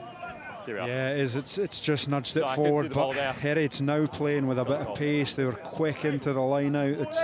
They just got a spring in their step now, and we mentioned it in the first half, coming from a score and then coming back to that kickoff. Watsonians made the error. Watsonians, Heriot, sorry, they're not standing watching that ball, they're playing it and they're on top of them. Then, a smart kick, and just they've managed to really turn things about a wee bit in this past 5 minutes. Bind! Well, this has been a Watsonian side. 8 of their 9 wins this year have been by more than 10 points. Heriot's actually ran them closest to the teams that lost. Here's your Bulls, the only team to beat Watsonians. Inside half. Inside his own half, and he's cooked that too long. That's unusual from Joe Reynolds, and now it's just starting to tilt on the field rather than the scoreboard in the way of Heriot's. 11 sub. Heriot's 11 sub. Sacco Course coming off as well. A couple of kicks out on the full from Watsonians, then just hands things back to Heriot's, and although they're chasing the game, little things like that just gives them that glimmer of hope to stay in the fight, to potentially get another score and change the view of the game. Good crowd in the main stand here at Myreside. Great place to come and watch rugby, as that's been nicely stolen. Gregor Hiddleston, who's been borrowed from the Stirling Wolves, who wears 16. Bench has been emptied by Heriot's. Okay, 9. Known colloquially as the Nails. They need to show a little bit of strength because they have taken a hammering. Jack Blaine waits for it, gets it right that time. Blaine goes through. Davis drags him down. Penalty. Davis was caught in there, not making enough of an effort to move away. You're fine. Tackle's in the way. On 15. On 15, Ross. Absolutely fine, but they can't get clear. This has opened up into a game again. Yeah, really competitive in the last 5-10 minutes, and you just see the things we saw in the first half. When a team's on top and you maybe give away a wee penalty, that's now, it's role reversal, and it's Watsonians that are giving away a wee penalty because Heriot's have gained a bit of momentum, and Jack Blaine's got through a couple of tacklers there, and then things are just, like I say, they've flipped on their head a wee bit. Lee Miller, number 22 for Watsonians, is getting ready to come on. Meanwhile, Gregor Hiddleston, double figures with Stirling Wolves in his career with them, throws in, it's well taken, and in he goes. Once! And he has it at the back. Gelderblom calling, telling him to keep going, then has to bring it out through the hands of Jones. In off the wing came Jack Blaine. Yeah, I did. Hiddleston squirreling for that ball. Steele. Lost one, leave it! Repelled. Thank you. Hasty. And his ankles taken. Jones tries to get the inside pass. Henry was there. Stay there. This Watsonians defence has been strong. Can they hold up here? And a little drop from Dan King. Trying to drop that shoulder and go. Gelderblom has it. Where's 21? Through the hands of Gamble. Hasty. Gelderblom. He's a live little scrum half. Tried the little roll round the side. Rory Steele there. 14 will have to play. Scrum half, that's Jack Blaine. There's a little pass outside there on the inside, but was fooling no one. Hiddleston went backwards.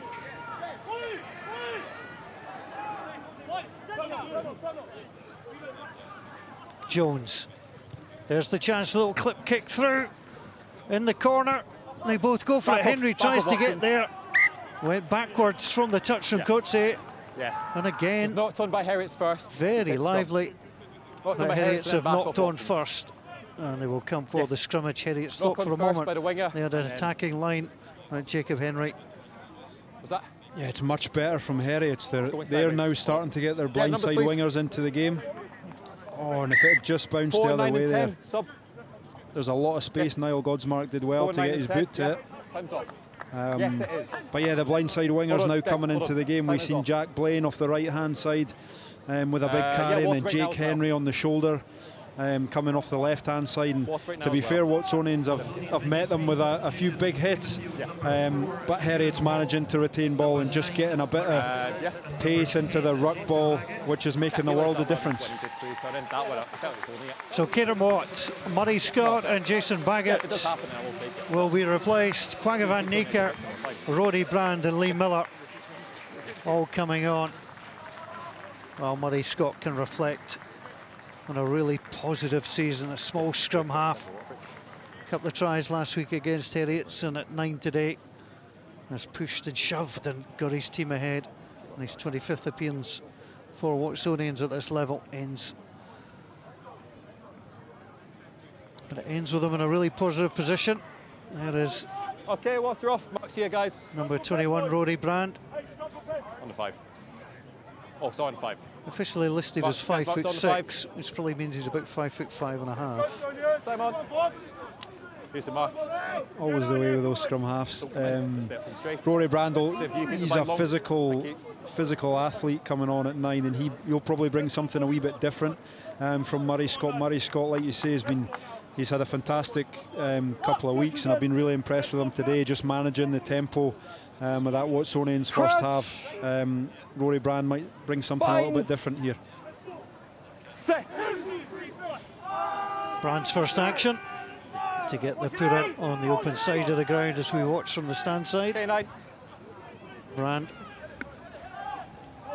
There's a pass driving up. Lost now. Berg. No. Well, I thought the ball was out, but it wasn't. And there's the kick to touch. And the pressure continues to be on Watsonians. You'd obviously much rather be in their position than Heriot's, but Heriot's are on the front foot at the moment. Yeah, definitely.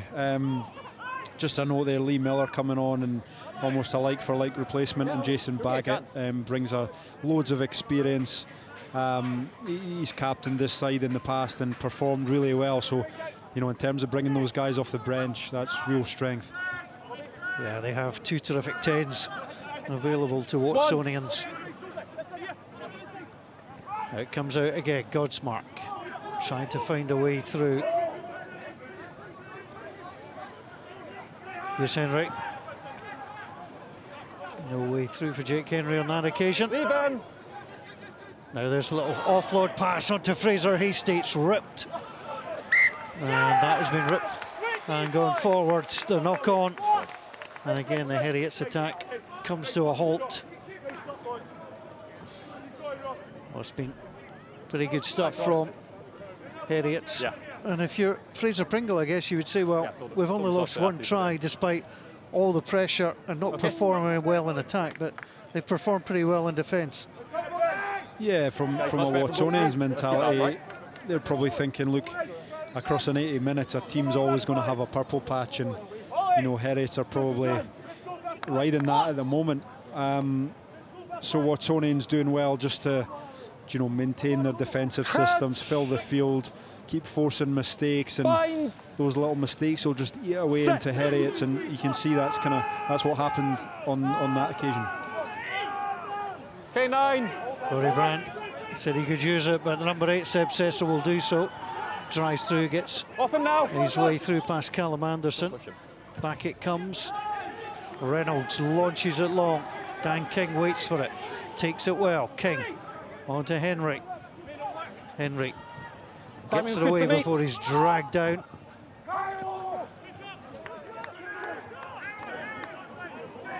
Watsonians Brand trying to get into position. Offie now 2. Leave it. It'll come back on to Lee Miller, trying for the 50-22, but the defensive line is there.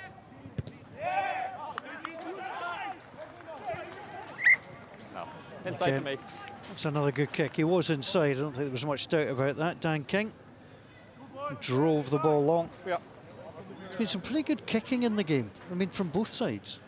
Yeah, I think both teams managing to, on occasion, find a wee bit of space, but then backfield coverage has been good. And I think, like you say, when it comes to the execution of the actual kicking, it's been pretty effective and good length. I think it, As long as he gets in before the station, right? you know, with there being very little wind tonight. I think that's definitely contributed, but there's some impressive execution on show. Tackle! Last season in the Championship, Watsonians finished third with 5 wins and 5 losses.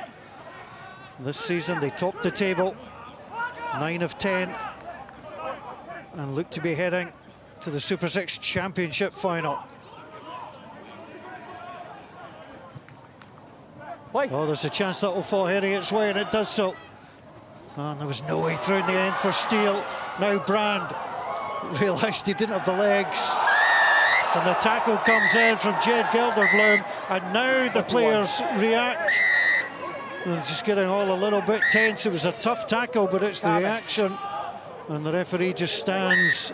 And Jed Gelderblom moving away, the referee asking for Cam.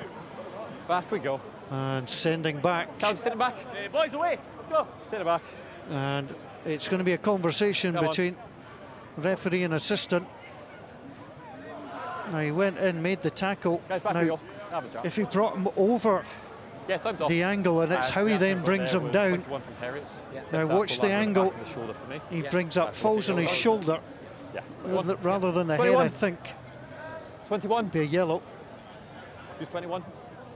Yeah, I think it looks like it's going to be a yellow card. It was just a bit. It was a bit of an awkward sort of. Horizontal for me, the momentum in the tackle was a wee bit awkward, and yeah, that's probably understandable. For me, it's top of the shoulder. So Jed Gelderblom, there's been no cards between these two teams in the last 3 meetings, and there is the first. And Jed Gelderblom. And credit the officials, didn't rush the decision, talked it through, realised that it was yellow, not red. Yeah, and I don't think there was any malice in the tackle. It was just the way the physics of the situation unfolded, and Lewis Berg came in as well, which probably didn't, affect it favourably from a Heriot's point of view. So, yeah, right call by the officials.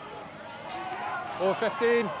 It's such a contentious area of yellow card to red card, and well, it's laws of rugby union, and they're there to be interpreted. Lost out 2. Knees on the ground. Miller flicks the ball out wide. Hasty dropping on as the tackler.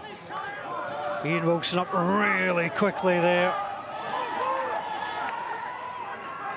So Heriot's down to 14. That was played through. It was a lovely touch from Rory Steele. One thing to bring it under control, and then gather under severe pressure.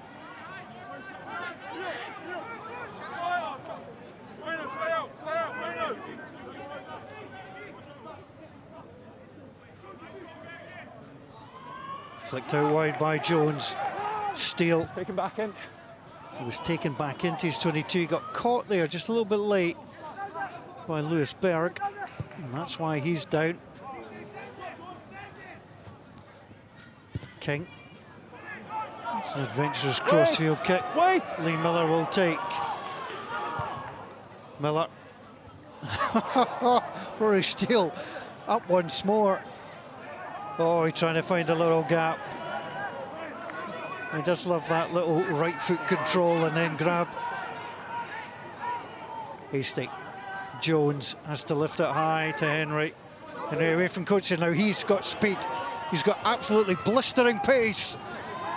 Eventually taken down. Loman McPherson trying to get over the ball. No.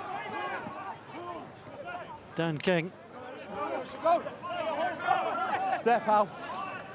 Ross Jones back on the blind side. Rory Steele is still nursing an injury on the near side as Heriot's go. Not easy for Gregor Hiddleston, new teammates, to try and get used to it. Here's Jones. Jones, God smart. Backwards for me. Went backwards. Jones looks up. Say that again. And Ross McKnight collapsed onto him. Ball is out. And that's why there's the kick through. Hiddleston did well. He was waiting for him though.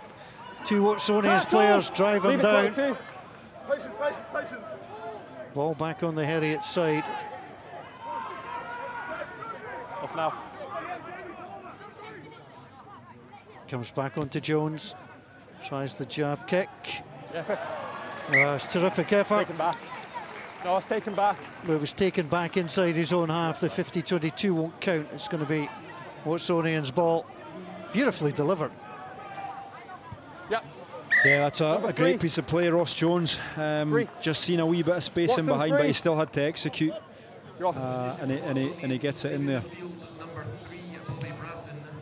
Bobby Bratton will be replaced by Gregor Skugel, 20-year-old prop, off the bench for the 8th time About 14 to go. this season. Second water break now. As Bobby Bratton Yeah, we'll just take it now. is withdrawn. Yeah, it's water now. A water break momentarily. So can you bring mine, please? I mean, there's no such thing really as a moral victory in rugby. It's all about the scoreboard. But Heriots have had a little bit of satisfaction, I guess, in this second half, the way that they've taken the game to Watsonians. And I think, you know, fingerless and shootouts will be pretty pleased with what they've seen, the reaction. Yeah, and I think that's probably what they're looking for. You know, you go into half-time, what you want from the players is a reaction coming out in the second half. As I mentioned, it's 40 minutes. Let's throw everything at them, sort of thing. And to be fair, Heriots they've clawed themselves, you know, back into the game. They're struggling to replicate the real front football that Watsonians had in that first half, but they're putting themselves into positions where, you know, if they play it correctly, they can get themselves over the scoreline. It's good to see Jake Henry going, getting himself on a run up that far side on the left. And the more they can get these quick players into the game, the more it can stretch that Watsonians defence. Good clearing kick up towards the halfway line.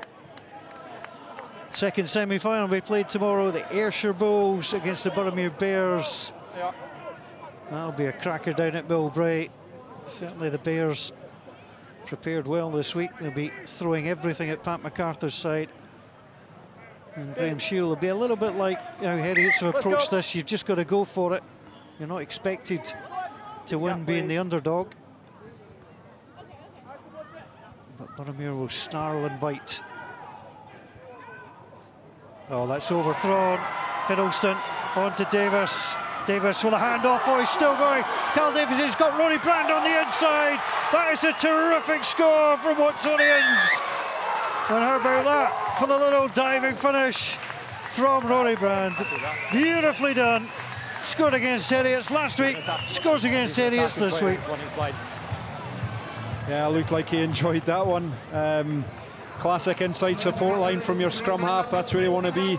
Off a turnover, it's always going to be tough. But Cal Davis, it was the dummy shape to kick that I think did it for him. But great play for a hooker to be that dynamic. He got the right hand fend out, and you know he had the perception just to get that. He knew his scrum half or someone would be on the inside, and he's managed to lift it. Great timing as well on the last pass to draw in Jack Blaine. Can we get a ball? Against the turn of play, Watsonians stick the knife in. Yeah, Ross Jones thought he was moving into position to make a tackle, but was just shouldered away slightly. Cheers. So Lee Miller now on kicking duties. And I think that probably just wipes out any lingering hopes Heriots had of a comeback. Yeah, with the clock approaching 70, you're probably right, Paul. You know, if this goes over, we're looking at 31-5. It's a tough task. Yeah, Heriots needed the next score.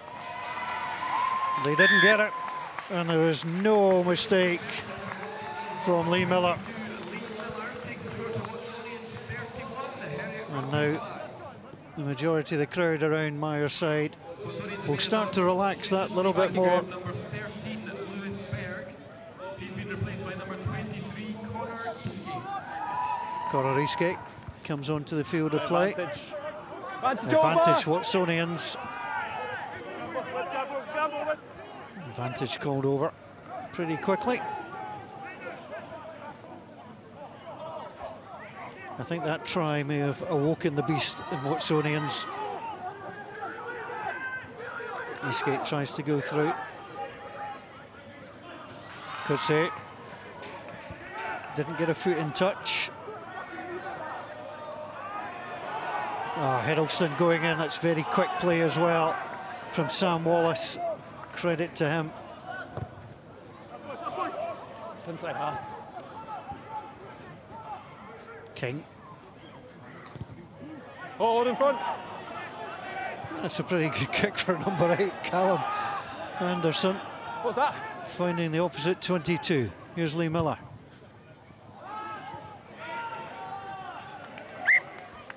Well, it wasn't a work of art, it was more a modern interpretation than a Rembrandt, but he got it out of play in the end. Yeah, I think Callum Anderson will be chalking that up as a win for him. Patrolling the backfield as a number 8 there, and he did his job, to be fair. It was a great clean kick. If you can get that ball to bounce, you're most the way there. He's earned himself a Heriot's line out in the halfway. Safer to the front on that occasion. Out it comes through the hands of Jones. King. Lovely little interchange for the centre partnership. Here's Henrik trying to find a way through. He beats 2 over the halfway line. Godsmark and Steele had combined well there. That is a hard hit. Just a knock on. The ball was out, so he was in a fine position. You're right. Scrum down. Well, it takes time. I think he's got every right to take his time. That was a hard hit. Time. And Time's off. Relax. the referee will put time off. It looked a sore one coming through. It's one of these hits, you can sometimes hear the hits, even here at the back of the stand. And that's what we did.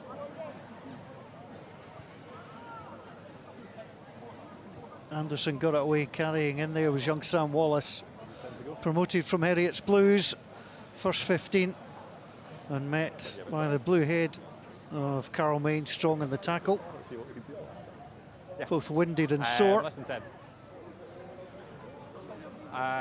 It was. It's pretty pleasing from Heriot's to see, they're able to promote somebody like Sam Wallace to come in. Played well here last week, getting the chance again off the bench tonight. Yeah, still a teenager, and like you said, what a performance last week for him to come into a team to be promoted from Heriot's Blues, and probably wonder what it's like to play at this level, but then come out on top and put in a really good performance, and that's so encouraging. And across the Super 6 we're seeing teenagers, 18 years old, 19 years old. It's a great place for them to be playing rugby, and on the most part these guys are standing out, and you see it across the league, and it's good, in terms of under-20s rugby in Scotland, getting these guys playing regular rugby at a better level. It's great to see. And you learn more playing against older, more experienced, the more seasoned, professional player, if you like. You just learn the dark arts, you learn the little tricks of the trade that make up the whole, part of rugby. That's it, and that's part of the dynamic of Super 6, is we've got these young guys, they're 18, 19, you've got guys that have played club rugby maybe for up to 10 years, you've got guys that have been around the block a wee bit in terms of, rugby and experience, and those guys might not be pushing for professional contracts, but they're here, they're competing, and they're passing on so much to the younger guys that probably do have an aspiration to progress in the game, and that's where that blend really comes in. And lends itself both ways.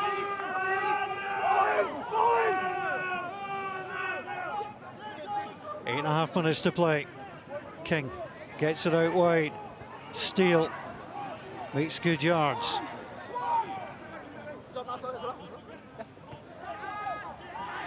All back inside onto Callum Anderson.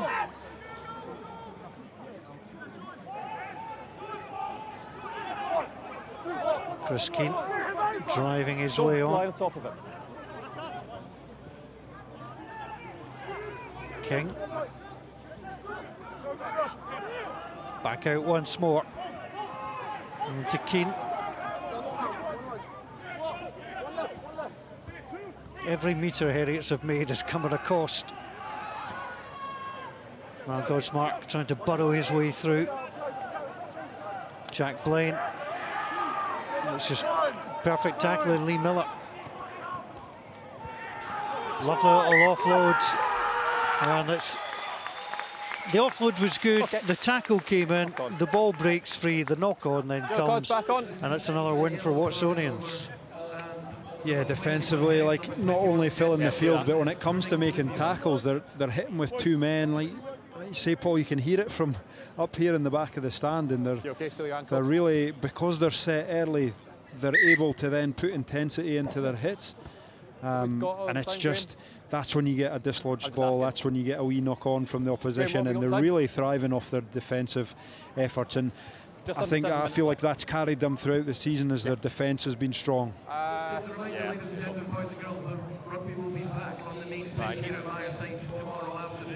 So plenty of great performances out there. There will be a player of the match before the end of the game.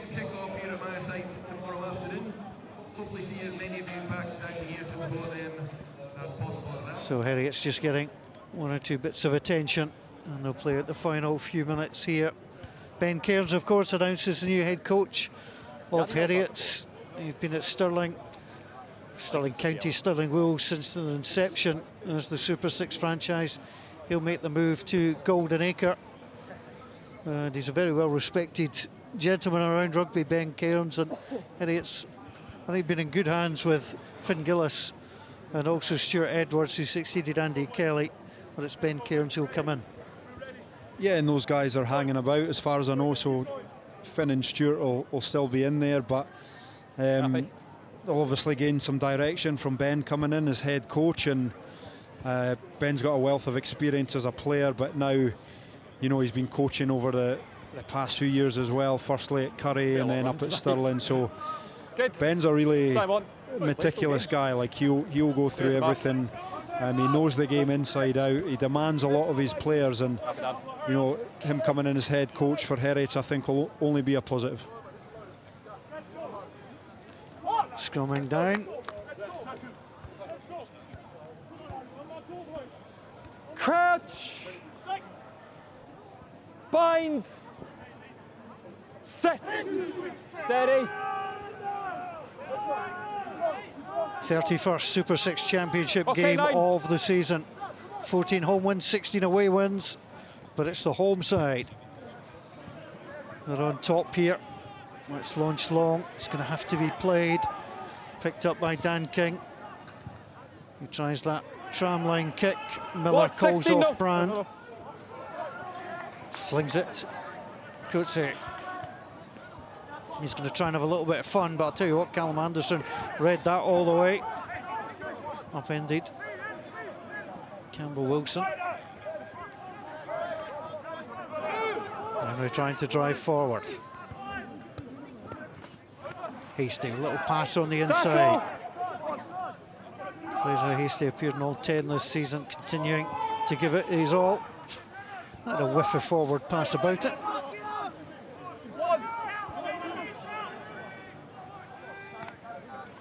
Chris Keane. Well, credit to Heriot, they have never given up here as that's played through towards Dan King. What's back? Awkward little kick coming through from Ross McKnight. Well, he thought about the tackle and decided against it. Goes in for that one though, held up, the ball drops back. It's a good rescue by Jack Blaine.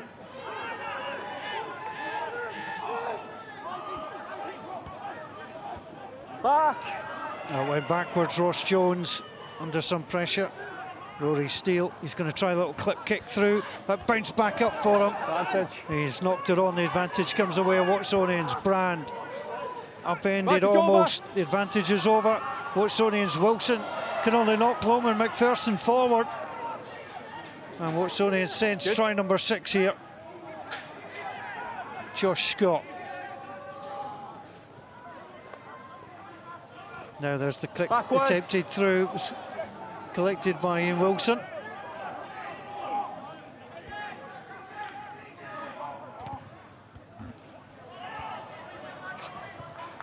Well, it takes a Heriot's bounce. And Coetzee has all day long to bring it back, tries a little step. Oh, beautifully drew the two defenders. The pass away was a beauty. First into contact. Stay. Quagga van Niekerk was the man taking that one on. Leave him. No, Michael don't touch it. Badenhorst also off the bench. Use the 9. Carl Davis. Runs into Callum Anderson. 3.5 minutes Offside. away from the final of the Super 6 Championship 2022. Watsonians on the verge of their 17th win in 18 games. Remarkable record. As breaking through comes Dan King. Beats 2. Cal Davis in on the tackle and a big smile as Ross Jones invites Jacob Hendry to chase after that. As Coetzee gathers, even fell to deck and went again. Still in. Watsonians are loving this. Loma McPherson. Little short pass on to Berg. Anderson tackled well. Good Turnover was clear good. out. Leave him. The turnover More than was leave good. it. I thought McPherson had done enough. And there's the little kick through.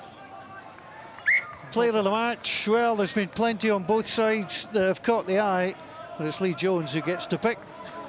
How have we got, It's Graham? all to you.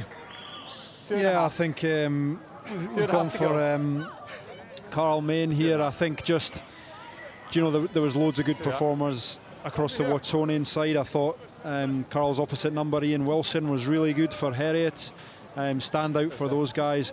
But I just think, you know, the defensive performance of Watsonians is what's really won them this game. Heriot haven't been able to get a foothold in the game, and Carl Main was at the centre of that. Every time you seen a turnover, every time you seen a big hit, Carl Main was in there. And yeah, credit to him for a great shift. And hopefully he can carry that into next week as well. Yeah, 20 minutes, but The final next week at the Dam Health Stadium. It will be Watsonians either against the Boroughmuir Bears just over. or the Ayrshire Bulls. And the only upsetting thing, Lee, is that I won't be able to be there. We've got prior engagement in London, the NFL game down there. Get water off. I thought the game would have been on the Friday night, but it's on the Sunday, You so want to mark, Bob? them's the breaks. Chris Mark's here. But I'll tell you what, it'll be a final no matter whether it's Boroughmuir or Ayrshire that get through. It's going to be a cracking game. And I'd certainly encourage folks to get along if they can.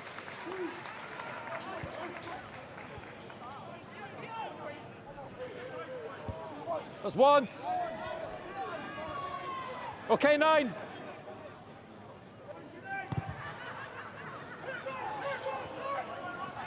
Blaine under control, immediately taken down by Ross McKnight. Turnover was good, and then he's lost it. Turnover was good, and then it came back. Gelderblom got Bad. things moving again. Back on the field, of course, after Advantage his is over. little spell in the sin bin. Kicked it. The kick away. The referee decided the kicker wasn't taken out. Coetzee again just races his way through. Cal Davis.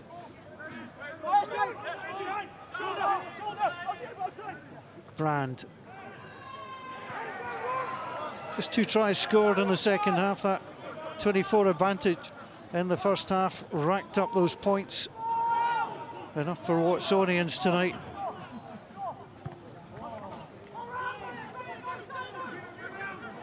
The last 5 seconds of the season. No, don't touch him, Dan. There's the penalty. And Rory Brand decides he's going to go. There's the spin. Back onto Davis. Are they going to finish in style? Well, Turnover. Turnover is good. Turnover was good. Gelderblom, he has a little show and go. Runs into all sorts of trouble as well, when he has made it out of his own 22. Well, you may as well fling the ball about now. Rory Steele loves this ground, played on often enough, sends it forward. 50-22's on. Henry trying to go into it. And he tried to keep it around the 50-22. Well, it was on according to the referee, but if he has a look, he will see So 50-22. that time is up. And he's going to give the 50-22. Great piece of it. They're just flinging the ball about. Why not? Yeah, I think there's a few tired bodies out there, and I feel like for the past 7 or 8 minutes we've just been witnessing, there's been very little structure to the game, but you know, both teams just throwing everything at it. We've got chip kicks, we've got offloads, we've got tip-on passes. This is last play. And you know, for Last play Heriot, it's the last throw of the dice for the end of the season. Nice For hold your mark. Watsonians, are trying to finish on a high, but great to see just this last 5 minutes of rugby. Tried that pre-planned Watson move now, with the line out, Watson, still opening hands. up and running through. Ian Wilson, Heriot's try scorer.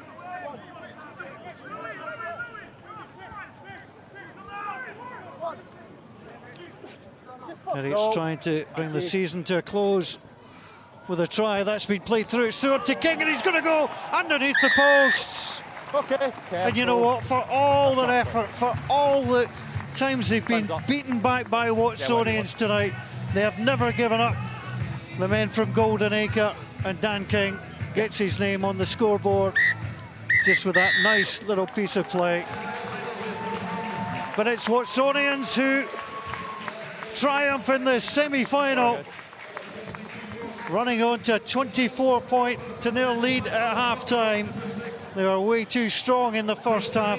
Heriots tried their best in the second half. They crossed the line on 2 occasions through Dan King and through Ian Wilson.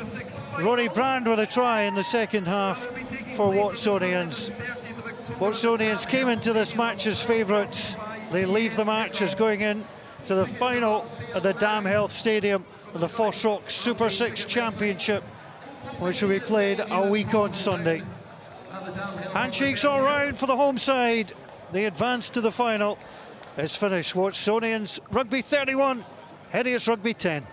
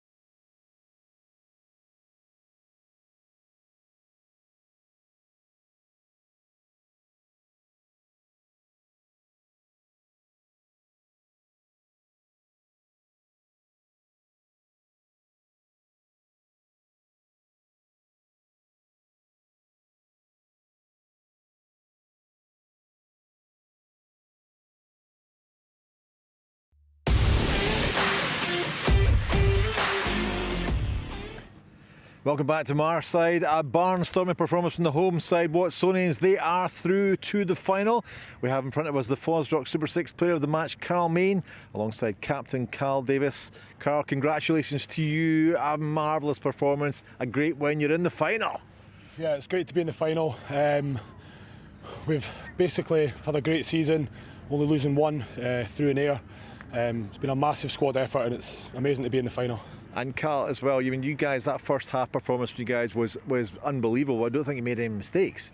No, it was a pretty clinical first half, and I guess the message I set at half time was just kind of come out and put another kind of clinical second half performance in. And although they got a sniff, we were pretty comfortable with that second half. And Carl, yeah, because we knew that Heriots were going to come back into it the second half there. They did, just like they did last week, but you just kept your composure and bang, won the game convincingly at the end. Yeah, I think our game plan was basic rugby. That's what we're good at, carry hard, play in the right areas, and we knew that would take care of itself. And just let's talk about your preparation for this game, because Watsonians, you were so far ahead last week. Heriots came into the game and there was a wee bit of a worry. I felt a wee bit worried at one point, but there was no danger that Heriots wouldn't cause any trouble tonight, was there? In a way, them coming back into that game last week kind of gave us a wee sniff of this week. So we've done a review Monday, Tuesday, going into Thursday as well. So I looked at the areas that they were going to attack, the areas that we can attack. I think it paid off tonight. Absolutely. And Carl, let's talk about you. You know now you're in the finals next Sunday at the Damhealth Stadium as well. The next semi-finals tomorrow is Bodymuir. They're down at Ayrshire. Now, who would you rather fancy in the final? Not fast, we'll take either. Take either? Yep. Really? Yep. Well, listen, congratulations, Carl Main. You are the FOSROC Super6 Player of the Match. We'll get your captain, Carl, to give you the old trophy there, the old presentation of the medal. Congratulations, great performance from you guys. Big cheer from the crowd behind us. We'll take a short break and we'll talk about the tries after this.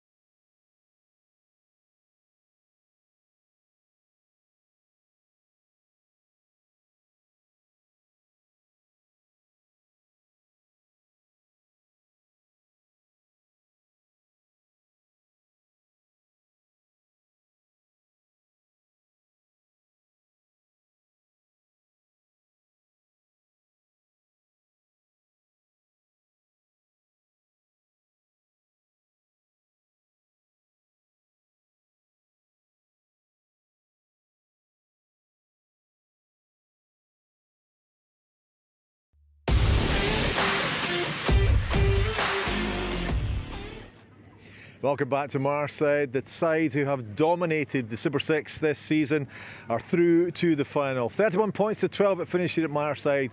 Watsonians against Heriot's. Fergus Pringle is alongside me. Congratulations to you, sir. What a performance that was. Yes, thanks, Doug. Yeah, I thought we were really good in the first half. You know, we had a few fix-ups from last week that we wanted to get right, and we believed if we got those things right, we would be able to get a good performance out of the guys tonight. You were so far ahead at the break as well, because that first half performance, I said to Cal Davis there when I was chatting to him, I don't think he made a mistake. It was so clinical, so on it. Yeah, I suppose me and Nicky are sitting up in the stand getting a bit frustrated with some of the individual errors in the second half. Yeah, sure. But if you take a step back and just look at the bigger picture, you know, a semi-final, bit of pressure on us coming into this finishing top. So really grateful and pleased for the boys that they've got through to the final, because I know they were really desperate to take the next step. Absolutely, and Lee, we spoke about it at half-time, how dominant that first half performance was. We knew Heriots were going to come in, but we're going to see how Watsonians reacted, but these guys reacted really well. Yeah, I think so. It's interesting, Fergus, like the last 15 minutes of the game last week, did you guys take anything from that? Obviously, Heriot's gained a bit of momentum there. Did you guys take in? Definitely, you know, I think the key thing last week was actually, I felt they kind of did us a bit of a favour in that, you know, you go and score a couple more tries at the end of the game last week, and then I'm spending the whole week telling the boys how dangerous Heriots are, whereas Heriot showed us at the end of the game last week how dangerous they can be. But I also think there's just some real clear things we didn't get right last week that we knew we needed to get right, and we focused on fixing those things up this week. I thought our maul was really good in the first half. I thought we were nice and direct, and we wanted to really get them on the back foot and play on top of them, and I thought we did that really well in the first half. And your defence of them all as well, because that you lost a couple of tries to them last week, and it was much more dynamic. It was much more sort of effective, I guess. I know, and the thing is, to be honest, at this time of the season, we don't have that many forwards training week in, week out, so we had to do a lot of walk-through stuff and go through a lot of detail to get the clarity right, but I thought we stepped up a lot better. We took kind of the lessons from last week and how they wanted to maul against us and where we thought they were going to attack us, and I think we just came a bit more prepared than we were last week. Now, be honest. Into the second half when they started scoring tries, did you think, oh no, not again? No, listen, I don't think so. The chat at half time was that the defence wins us the game, and I thought, yes, at times it opened up a bit, and we know Heriots are dangerous on transition, but I still felt we stuck in there and the guys kept their composure and tried to kick and play down in their half, maybe a bit too much in the second half at times, but we knew we kind of had the game where we wanted it. We just had to keep control as much as we could. Yeah, and I guess that's the thing about Heriot's. There was a yellow card, wasn't it? And you were able to take advantage at that point. I guess you were so far ahead in the game at that point, but you take advantage of the breaks, don't you? Yeah, no, for sure. I mean, even when you're 24-0 up, you saw last week how quickly a game can change and how the momentum can swing. So there are things we'll know we didn't do as well as we wanted to in the second half, and that's our job to go away, work again, look at the finalists, whoever we play against, and prepare as best we can and leave no stone unturned to try and go and kick on and do it next week. I know you're not going to answer this question, but I've got to ask you, who do you fancy in the final, Ayrshire or Boroughmuir? Well, I mean, listen, we have a massive respect for both teams. Ayr have obviously been a formed team, and we've probably been pushing each other along in this competition without playing each other directly for quite a while. So, listen, whoever wins tomorrow will deserve their place in the final, and we're just going to focus on preparing well, focus on ourselves, and give it our best shot. Okay, we'll give you a best. We'll wish you all the best. Finn Gillis has just joined us. Finn, thanks very much for coming along there. Commiserations to you guys. I mean, a first half performance from Watsonians was sensational, but you try to get back into the second half again like you did last week. What's your reflections on that performance? Well, exactly that. We left ourselves a mountain to climb, to say the least, but we could play the blame game and say, oh, we gave away those penalties, but the reality of it was that Watsons were clinical and didn't ask for a second chance, and it's what good teams do. So, I mean, fair play, 24-0 at half time. It's funny, we've been telling a story all week about Harlequins, about how their two assistant coaches got promoted to kind of tide the ship, and they finished fourth in the league, then they went on to win, and we told the story that 24-0 down against Bristol, and we were saying to the boys at half time, we weren't literally meaning for you to go 24-0 down at half time to then come this amazing comeback. But listen, fair play, we can play the blame game, but we can also say well done. Absolutely. I mean, that is the thing. I mean, they were just so supreme in the first half. Everything was tight. I mean, to play against a team that are so confident as they were, and so, I mean, defensively they're incredibly strong. There just wasn't. It doesn't appear to be any space in that first half for you guys. No, well, I think we only had our first strike opportunity was a line out, which we gave a penalty away against. Then our next time we got the ball, we kicked it out in the full, and then we had a chance down here with a line out, and then we knock it on, kind of trying to go over the line. So our involvements in the first half weren't great, and part of that is down to how well and how organised they were defensively. So yes. Listen, thanks very much for coming over and speaking to us, because I know it must be a wee bit sore, given that you're potentially preparing for a final and all that. But you guys are through next week, Fergus, and I mean a great performance. You've been so dominant so far this year. Only one team have beaten you, and that's Ayrshire Bulls. You might be meeting them next weekend. Yes, no, listen, again, we'll see what happens tomorrow. Watch the game with interest. I think for us as a club, in the first season of Super 6, the semi-finals were called off before they were ever played. And I think ever since that day and ever since that they never got played, there's been a real hunger and a drive to get back to that position. It's been a long time for some of these guys waiting for that. And I think we didn't quite get there last season. We weren't good enough, but we learned a lot from the games we lost and from the mistakes we made in the last campaign. And the guys have really grown a lot this year. Just the off-the-field stuff, the maturity of some of these guys kind of growing into leadership roles, just working hard for each other. So there's a lot of stuff that's gone on behind the scenes where they've put the work in. And I feel the guys deserve getting to the final for all that hard work that they've put in. Okie dokie. Well, listen, thank you very much indeed for joining us, Fergus, and to you, Finn, as well. Thanks a lot. You go back to your squads and have a wee chat with them. We're going to look at the first half analysis and just have a look at this, Lee. And I know they were just so dominant, weren't they, the way that they went through this first half, weren't they? Yeah, and we've seen this a couple of times. It was very early in the game, and it started with Watsonians, some real patient play. They'd had the crux of the momentum in the ball, and it comes off a good driving line out. They gained a bit of momentum round the corner, and then Joey Reynolds, who had a great start to the game, a bit of movement in behind from the rest of the backs, and he manages to, with a little fend, ghost over between the sticks. It was just amazing. We talk about just how dominant that was, and it must have been really hard for Finn Gillis to be sitting in the stand there going, what do we do against this? Because everything they did, almost everything they touched turned to gold on that first 40 minutes. Yeah, Finn said it there himself. It's a tough one to take there, and it was probably a bit unexpected. Heriot they're turning up to be competitive in a game, and for the first 40 minutes they just struggled to get hands on the ball. There was little errors, and they were chasing their tails a wee bit. But credit to Watsonians, they kept their foot on the throat. They were patient at times. Their driving maul was really effective. They kicked at the right time, and there's another one just off the driving maul. Just the timing of that, you wait too long as a scrum half to take that out, and it kills the momentum. But Murray Scott chooses it at the right time, and Seb Cecil runs a great line just to get over and on top. We mentioned at half-time just how well coached the Watsonian side are, but Fergus Pringle gives them their head as well, doesn't he? He lets them make the decisions on the pitch, and they were making all the right decisions in that first 40. Yeah, you can tell the way Fergus is speaking there. I think I get the sense that he instills a bit of patience in the guys, and you could see that on the field. They were patient in attack in the first half, but you also seen a bit of patience in defence from them as well. And here's one in the first half where Heriot's had a sniff, but Watsonians have done enough. Just close it down, don't they? Yeah. Just to get that turnover, and they worked those at the right time. And defensively they've built it throughout their season, but it was really on show tonight. And there's Loman McPherson just going in short side of the ruck.